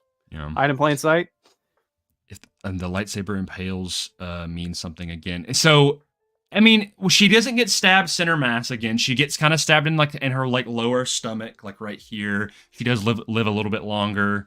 So it's kind of hard, like with lightsaber impales, like again with like I don't know how you feel about the Sabine one, Metroplex, but I mean that one she gets stabbed like right here, and that's gotta hurt. Like the shock would probably would make you go unconscious, but like right here is not that big of a deal. But like where Qui-Gon gets stabbed, which is like right here in his chest, or even Barris where it's more upward into your like lung area, that is it's they kind of play fast and loose with it. But I think whether she lives or not, I would be happy. I'd be happy either way. I feel like they could kind of go either way with it. Yeah, I'm honestly not sure. Not sure what happens to Lynn either. That could be very interesting. So who knows? Cool underutilized character. I'm kind of glad. Like I'm glad we put those like backstory characters or kind of side characters, because she's just kind of like a person in Kenobi. We get a little bit more with her, right? That's what I mean. That's what I think this is for, is to just make us just give us more lovable characters, right? Because I think a big thing that a lot of Star Wars fans need to learn is that the galaxy is so much bigger than just like the Skywalker saga and the Skywalker family, you know. Yep. It's so big. There are so many characters that make up Star Wars, and so I'm all for new stories, new potential, all that stuff. I agree. I love like the little side story vignettes. Like, I mean, I've got like the From a Certain Point of View books, and those are awesome little just stories of like, you watch these movies and you're like, oh, that character did this and this. Like when I watched A New Hope last night, I was like, man, I forgot about all these little characters. Like the one stormtrooper that gets mind tricked by Obi-Wan, goes crazy after that, because he's like Hannibal, or like Hannibal Buress with like where he's like, yeah, that's really good. The reverse brass fanfare at the beginning of each episode. Oh, the one that plays like when the titles pop up and it shows that those are very good. Yeah. Tales of Rebellion. The makeup into. I mean, you got a lot of opportunities there. You could do Wedge. There's so many Rebellion characters. Next year is 20 years of Revenge of the Sith, so maybe we could get Tales of the Sith then. Very true. Honestly, that's a great theory, Metroplex. I really, because that would be the perfect time to even do it like that Palpatine or Plagueis, right? Because that's kind of that connective tissue. So yeah, you never know. You never know. The path is what I thought of when she gave those coordinates. Said my old friend. Oh, she does say her old.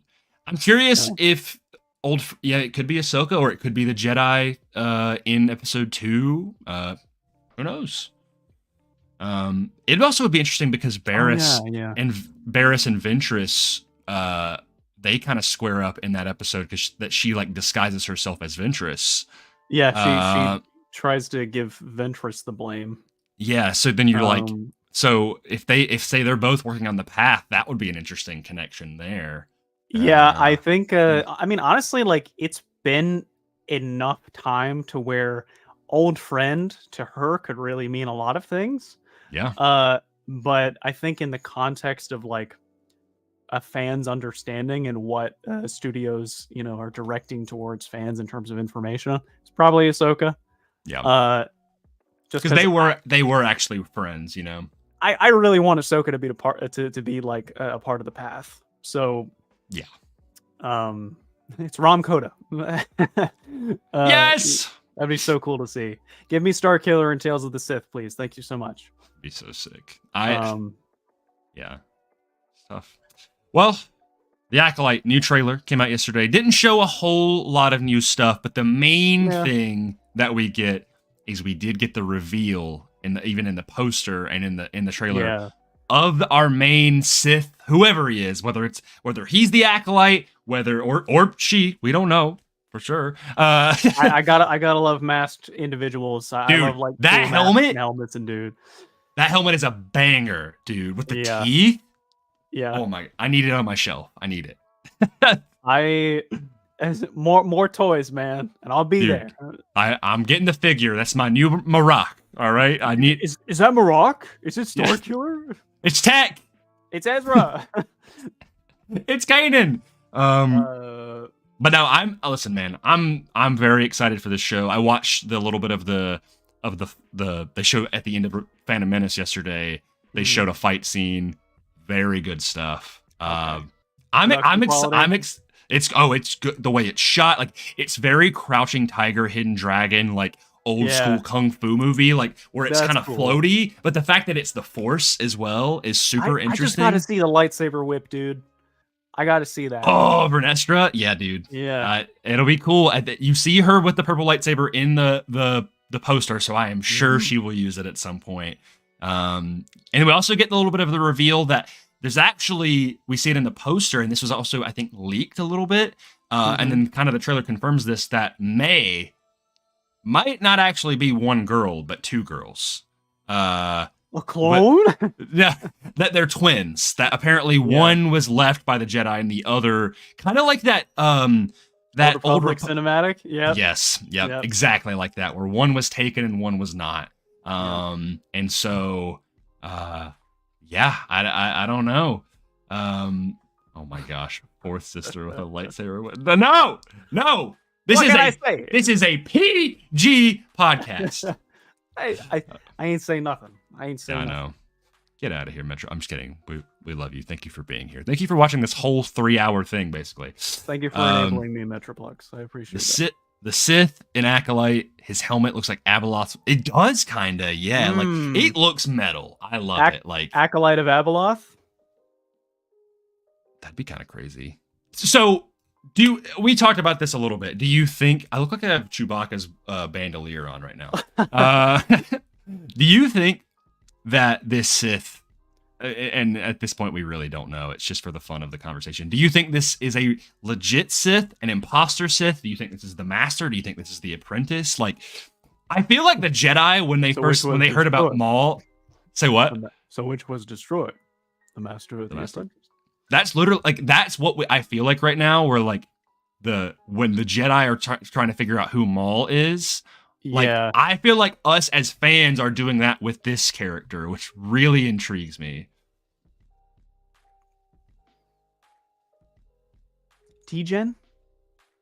I don't know what that means. Expand. But I do have floopy hair, you're very right. Expound. So to answer your question, Oh, is he calling me degenerate? I really hope so. Yeah. Salud. Yeah. So about to answer your question, I think it is degenerate. That's so funny. To answer your question, I think that this person is not a Sith, but Mhm. they are like a Sith affiliate, basically. I think that they're like a prospect for someone in the shadows. Yeah. I extremely highly doubt that we're gonna see like the Sith in this show.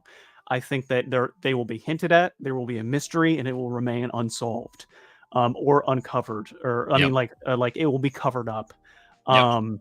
And I think Because that I don't this believe that everybody's gonna die, right? Like I think that's just kind of a like no, a I think that this is just going to it'll probably just show us more about like why the Jedi fell, because they Mhm. just refuse to admit that, oh, something's happening. Mhm. Do This was you just some guy pretending to be a Sith, do you you know. remember the ending of Prisoners? We watched it when I visited last time, I think. Yeah, Okay. yeah. Do you remember how like everything kind of got covered up and like they didn't at the very end? It was kind of like an open-ended thing, but like Jake Gyllenhaal's character is like at the site of where his like Hugh Jackman's daughters were at and everything, and Hugh Mhm. Jackman gets buried. It kind of I feel like that's where the show will be, where like whether like it will be kind of solved, but it won't really be solved. Like it'll be like we as an audience will know like they didn't get everything right. Like they're missing some stuff. But like the people in the universe will be like, well, I guess that was that, right? Like I guess we took care of it. Yeah. Mystery solved. And then when say like some of the Jedi Well, live, or like they think it's this thing, but it's actually a misdirect or something. I don't know. well, even at the end of Prisoners, it's implied that he gets Hugh out or something, That's because what I'm like saying. Is like he what if starts it like playing the whistle, right? And so he yes, hears them, which is just a really good ending that you don't actually know if he ends up yeah. finding out if he's under there. Mhm. But go ahead. What we like? I was gonna say like that ending, but it's like I feel like it's gonna be like this, except take away the whistle, right? Where like he's just there, and they're just kind of like we don't know what happened, right? Like that's what kind of what it feels. What it feels like it will do, and I feel like it's gonna be kind of like a oh man, like no way, dude. That's what I think. I really want it to end as like the closest possible call to the Jedi finding out that the Sith are still And it just doesn't in happen. operation, and it just doesn't happen. Yeah. I want it to be like you know what's coming after this kind of thing. Yep. It's like you can fill in the dots, right? Yeah. Man, I mean, maybe like the Jedi that finds out ends up turning to the dark side or whatever. I mean, like maybe they end up getting turned, but either way, this adversary I think is not a true Sith. I think I think that they are a prospect, or maybe they are like the acolyte. I think that is the acolyte, right? Yeah, like it's possible that like they are trying to find out where the Sith are, or like it's like the Plagueis novel where like they have multiple prospects of like a potential future Sith, but only one of them ends up getting that title, like a venomous type character. Even like we know this, we debated this a lot with like Dagon Gera and Balin Skoll. Like red lightsaber doesn't always mean Sith, right? So it's possible that like the Jedi think like this isn't a Sith, right? This is just some like, and maybe they are linked to the Sith, but they never really figure out why, or they never figure out that they are linked to the Sith. So the Jedi just assume, oh, that's just some person that fell to the dark side, bled a crystal, was trained in the shadows, but ultimately it could go like, we really don't know enough about the plot yet. So I cannot wait to speculate on week to week. It's going to be, I think it's going to be juicy. I'm holding on to the notion that you and I won't get carried away with the theories, because I just want to experience the ride. I think you and I are both on board that this is a new character, right? Like, and I don't think anybody will show up. Like, maybe Tenebris shows up in like one scene, and that's kind of the mastermind of all this, because we know that Tenebris in Plagueis, Plagueis' mother was an acolyte of Tenebris. Right. Yeah.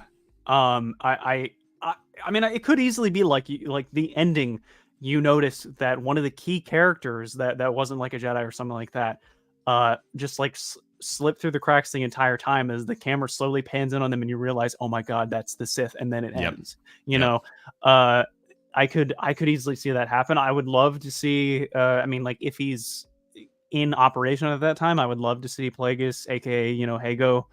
Hago, what up, Hago? like Plagueis or Tenebris would be very cool. But also it would be just as good if we don't see them at all, and it's just kind of hinted that like they're out there, but we don't know where they are, and the Jedi just didn't figure it out. It's a mystery that it's BuzzFeed unsolved. And I'm excited to have more new characters. I don't think that this guy in the mask is or she. I don't think that this person in the mask is someone that we know. I just think that it's like a Maroc situation where it's like they're masked and they look cool and they're gonna sell toys and they're gonna be a really cool adversary in the show. Yeah. I've heard some things that the Sith is someone it's under your nose the whole time. Like I really hope so. Yeah, that is what I want, because that's how the Sith survived. Like it's what Palpatine did, right? That's what Palpatine did. Like I don't want it to be obvious either. I want it to be like I want it to be like a week to week, like, oh my god, could it be that person? Wait, maybe it's that person. Oh, maybe it's not in them at all. I mean, even in the Old Republic, the Sith had sleeper agents inside the Jedi Order, so maybe it's one of those situations, So like, there's so many opportunities for that, and I'm just gonna be here to enjoy the ride. I'm happy for good Star Wars content. Yeah, I think when we read Plagueis, this is honestly this could be all I need. But I remember we think about Tenebris's master. I think they don't ever say. I think it's like a Twi'lek or somebody, but it doesn't really matter. They say at some point in the book that Tenebris's master was like created like a rend in the Force or something that like made opened a rift or something like that. And it like kind of and it like it's not like the Jedi knew, but like it weakened them. Like that was kind of like the decline point, and that's what I feel like this show should be trying to do, is like not necessarily be like, oh, they know that the Sith are back, but this is the point where things kind of start to go downhill, right? The rift has been opened, the dark side has been reawakened, kind of thing. Yep. So, and maybe that's what the Acolyte's trying to do. Maybe they're trying to reawaken the dark side, right? I mean, it's been dormant. Because this is the end of the High Republic, and from my starting to get into the High Republic stuff, like things are like, despite the Nihil being around, like in terms of like the Force, like the light side is stronger than ever, and like this is the point where it's like, not anymore, baby, no more light side. It's all going downhill from here. Yeah. Yep. I'm excited. I think we're gonna. I think we're gonna have very good discussions week to week when the show. I think June 4th we get a double episode premiere. Oh my god! I think it'll be. There's going to be a lot to unpack. Yeah. I'm excited. Did they say how long the show was going to be? I think it's going to be 8 episodes. Each are going to be like an hour. We love the hour-long stuff. I know, and like I said, 9 p.m. So we'll be able. It'll be like Ahsoka. We'll be able to watch it every Tuesday night or whatever it'll be, which will be exciting. Be good, man. Yeah, but because dude, when we were watching Ahsoka week to week, and we were watching it like at nighttime, and like we didn't watch every episode together, but we watched a good chunk of them together, and us being like that was such a special time for me. Do you want to? Should we do that for? I would love to as much as we can. Yeah. I actually think we will be together when one of the episodes drops in California. So, you're right. Yeah. That'll be good. That'll be fun. Well, Raymond, if you're listening, we gotta make sure that you're that you are caught up when we get there, so you can watch it with us as well. We gotta have a big old Acolyte watch party. Well, we're getting close to the end of the stream here. And Metroplex, I agree. I could see the show ending in like a cliffhanger, to be honest, which is kind of like an unsolved cliffhanger kind of thing. Yeah, I wanted to be sinister. I want you to make me feel bad. Show. Yeah, and I hope this show delivers on the fact of being from the perspective of the bad guys. Like I want it to be like that. Like if they can tread the line of it being from that perspective, but also keep you guessing, would be really cool. Let's do a quick chat pack before we wrap this this stream up because it's been 3 hours. Traditional chat pack. Let's do it. Hopefully it's a quick one because I gotta pee so bad. Stay hydrated, folks. Stay hydrated. They think. Oh, okay. I'm gonna pull the last one. 125. I feel like we've answered this one before. I'll call it out, but this sounds familiar to me. Prince 125, Princess Leia works tirelessly to make life in the galaxy better. If you were a member of the Imperial or New Republic Senates, what cause would you champion? Haven't we talked about this one before? I don't think so. Not to my knowledge. I don't believe we talked about this. Sure, we'll go for it. Well, it kind of is on brand with Chuchi and Bad Batch and everything. What cause would I champion? What era are we talking about? It says Imperial or New Republic Senate. So like I guess any point in time when you know what, because it's so downtrodden and everything, let's just say Imperial. Let's just say right before the Senate is disbanded, New Hope era, what are we championing? I think that I would try to to be honest, like, the problem with being a delegate in the Imperial era is that it's all a lost cause.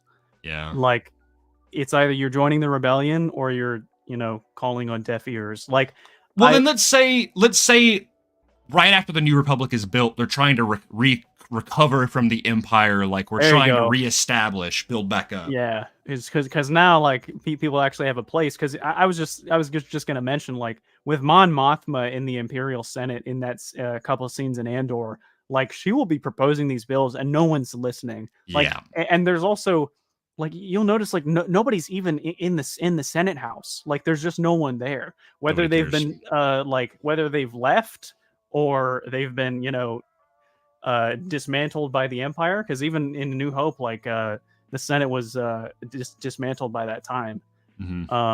So let's see. So New Republic era, I think I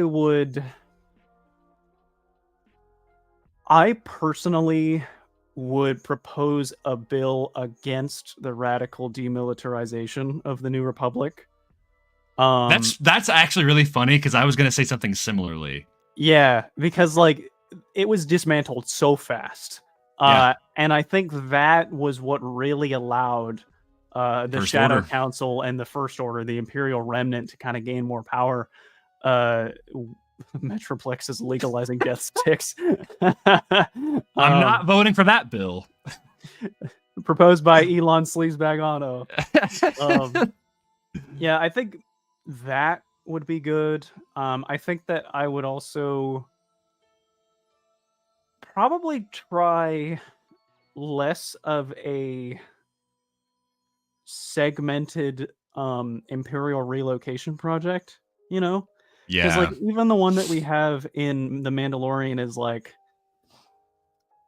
it's like, they're not camps, but they're basically like, they're like held prisoner basically, like cordon off sections for Imperials, whereas, like, a lot, I mean, the Imperial regime, like the Empire, spans the entire galaxy.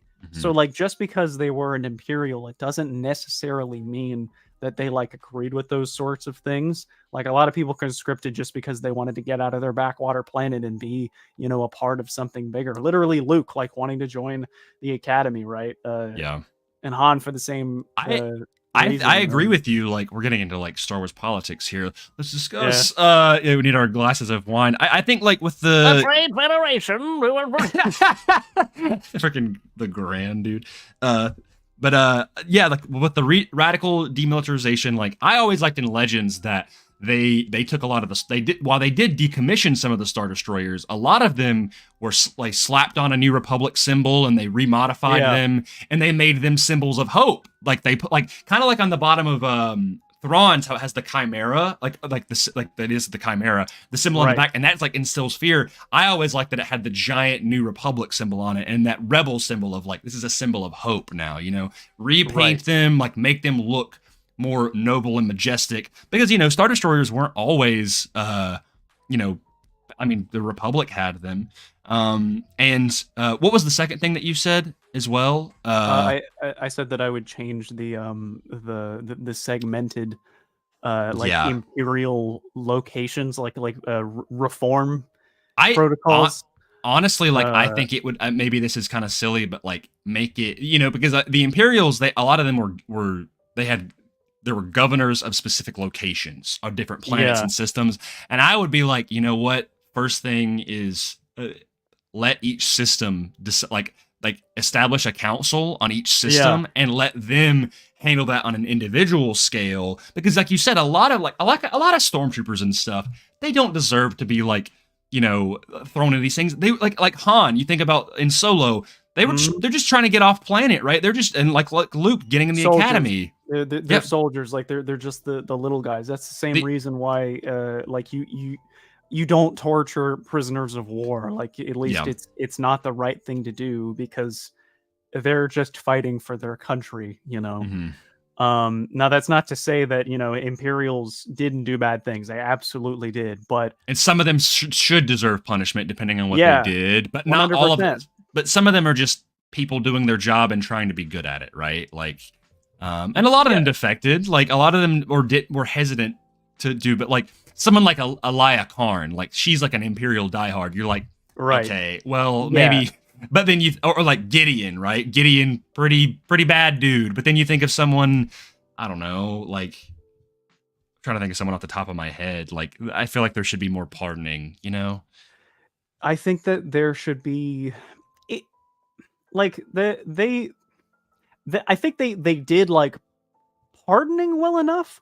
But the thing is like they put these Imperials in places where they felt like they weren't a part of society. Like wearing all the same uniforms, and like I want to say that they had designations, but like it just they had numbers. Yeah, it felt it dehumanized them. If you want to bring them into a society that you say is better, you need to show them that you care about them, not that they're just something that is being oppressed. But yeah, I agree. I think restoring power of planets to like their own nominated delegates is good, because a problem where the Empire was building was that they would appoint imperial governors to every planet, and so like it was just being controlled by the Empire, specifically like Ryloth, for instance. Like let the people have their planet. If they don't want to be a part of the New Republic, that's fine. Not to say that isn't how that went, but I think like that's very important to avoid that sort of thing. Honestly, my first initiative that I would propose once we get past some of that stuff is a new. Do you know what the Starlight Beacon is in the High Republic? Is that was that for like hyperspace? Like kinda. So it's basically, and they were gonna make more of them. The first one didn't last very long, but it was the Starlight Beacon was a kind of like this giant space station out in the Outer Rim, because at the time, like, I mean, even in the current movie, or like not current movies, but even in the Age of the Empire, the Outer Rim is still pretty far out from like the government. So like someone like a place like Tatooine does not get a lick of the government, right? Like they're just kind of out and they fend for themselves. So the Chancellor in the High Republic wanted to create these, she called them Great Works, and it was all these different initiatives that kind of help outreach to different governments that wanted to be part of the Republic. And, if they didn't want to, that was fine. Anyway, they had this station called the Starlight Beacon that, first of all, had its own Jedi temple on it. But it was kind of like this common ground area, and it had all of these amazing furnishings or whatever, and like medical centers, and it created jobs, and all of this stuff allowed for seamless communication back to the core on Coruscant, so they could get faster transmissions. It had different rotations of different planets' fauna and flora to kind of help like make like an exhibition. It was essentially just like this hub of like representation and peace and also had like ships and things to send out, like if there was if there were systems that needed help, that were being attacked by pirates or whatever, they could send those out, and the Jedi could be there way faster than if they were leaving from Coruscant. And so that immediately I would be like, hopefully in collaboration with Luke, like, or with Leia, to be like, let's create a new era of starlight beacons, right? Like, we have to immediately, my thought process is, don't dismantle the Empire, but twist the Empire into a symbol of hope, whether that means turning the Star Destroyers into symbols of like of hope, and the like things that people can be like, oh, we install them with more medical services and food and things like that, create jobs, and then they could be like roving starlight beacons, basically. Right. That's what I'm thinking. I'm like, even if you were to make like the super Star Destroyers, right? Because surely there's a couple out there. Turn those into starlight beacons, right? Convert them into like, these are the big hubs, and they can, because starlight beacon, it could move kind of like the Death Star, but it was more of a central thing. Make the super Star Destroyers into like new star, like literally call them.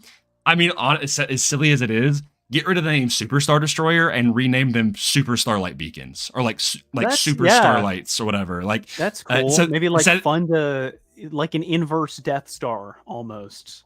A Life Star. Life Star. But essentially that's what Starlight Beacon is. It's like this. It is the inverse Death Star, where it doesn't destroy planets; it helps these planets out, and it's this giant roving beacon. And so I think as soon as like once you kind of get past like the conversion of the Empire, like start reutilizing those things and creating ways to outreach to these different systems, because we see with like Navarro, right? Like, Navarro is in shambles after the New Republic comes in, because the New Republic is too busy dismantling everything and being like, we need to snuff out any semblance of the Empire. And it's like, no, the first thing you do as the government is we take everything that the Empire has and flip it on its head. Instead of making it symbols of death and terror and famine and destruction, make them symbols of peace and light and hope for the entire galaxy. Like, flip it on its head. 100%. I think on top of that, I would reestablish like the High Republic-esque outposts across the galaxy. Yes. Yeah.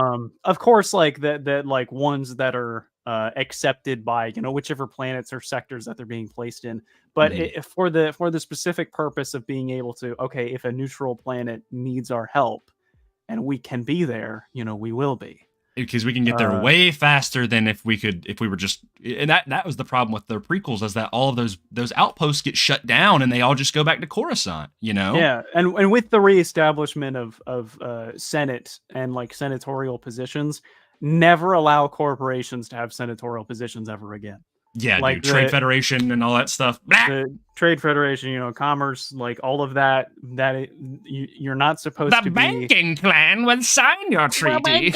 Yeah, do not have those kinds of people having seats that are making decisions for planets, because all they care about is profit.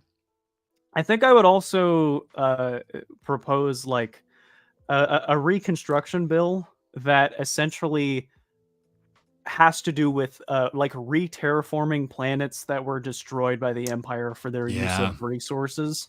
Because that happened with countless planets. Yeah, and like and that way we could be able to like relocate refugees back to their home, and try to like reestablish some semblance of because like they who knows where they are. It's like it probably in tandem with like a fugitive relocation bill or something like that. Yep. Or even if those planets can't be rebuilt again, move, like say like there's a planet like Corvus, right? Beautiful trees in this forest, and Morgan Elsbeth burned it all down. Move them to like, and if you want to make that just a planet for like, just get rid of all living and make that like a factory planet, but move them to a place like Tantus, which is flourishing with so many resources, and it's just left abandoned, like similar climates and things. And if people want to do that, at least, but if not, maybe try to rebuild off of Corvus or something like that. I don't know. Yeah, I mean, also like if I had, we're really going into this, but like if I had the ability to do so. Like if I had this kind of power in the New Republic, on top of making sure that we don't radically demilitarize our forces, Mm-hmm. I would have like a reconnaissance / recovery, not like regime, but uh, what's the word for it? Operation, where like Okay. forces would go to places like Tantus and the Emperor's numerous vaults across the galaxy, and make sure that if there's any like salvageable, recoverable resources and technology, so that we can repurpose it for better use for the New Republic, then we will. I mean, who knows what they've got hiding out? Yeah. Yeah, lots of. The New Republic kind of in canon kind of flopped hard, bro. Yeah, yeah, they did, and yeah, it does make me sad. Yeah. I think I would, and I guess they already did this, but I think I would relocate. Well, not exactly that. I would try to change Coruscant as it is, because anyone that is not on the upper level, they are not living a good life. Yeah. I think Coruscant is. It's like if you were to look at a beautifully designed book, like it looks amazing and the cover's all pretty, and then you open it up and it's just like it's rotting almost. There's a quote in Light of the Jedi where the Chancellor's talking about Mount Umate, the mountain peak that's on Coruscant, and they're talking about how like it's while it's a symbol of like there's all they always keep that little piece there, it also shows that nothing there is nothing too big that cannot be covered up, right? Yeah, I mean the mere notion that it is surrounded by a carnival and capitalistic interests says enough that like just kept getting covered and covered and covered until literally like there's nothing left except this little thing that you can just touch, right? In fact, I would probably, what would be interesting is if the Senate, if there was a Starlight Beacon version of the Senate, like as opposed to it being on a planet. Does that make sense? Like a place where people can easily go like to this center and kind of like a UN kind of thing. Yeah. Anyway, I could keep talking about this. We could do a part 2 about this. I was about to say it always happens. We're like, let's get a small one, and whenever, like Lynn said, when we're not seeking one out, it always comes in.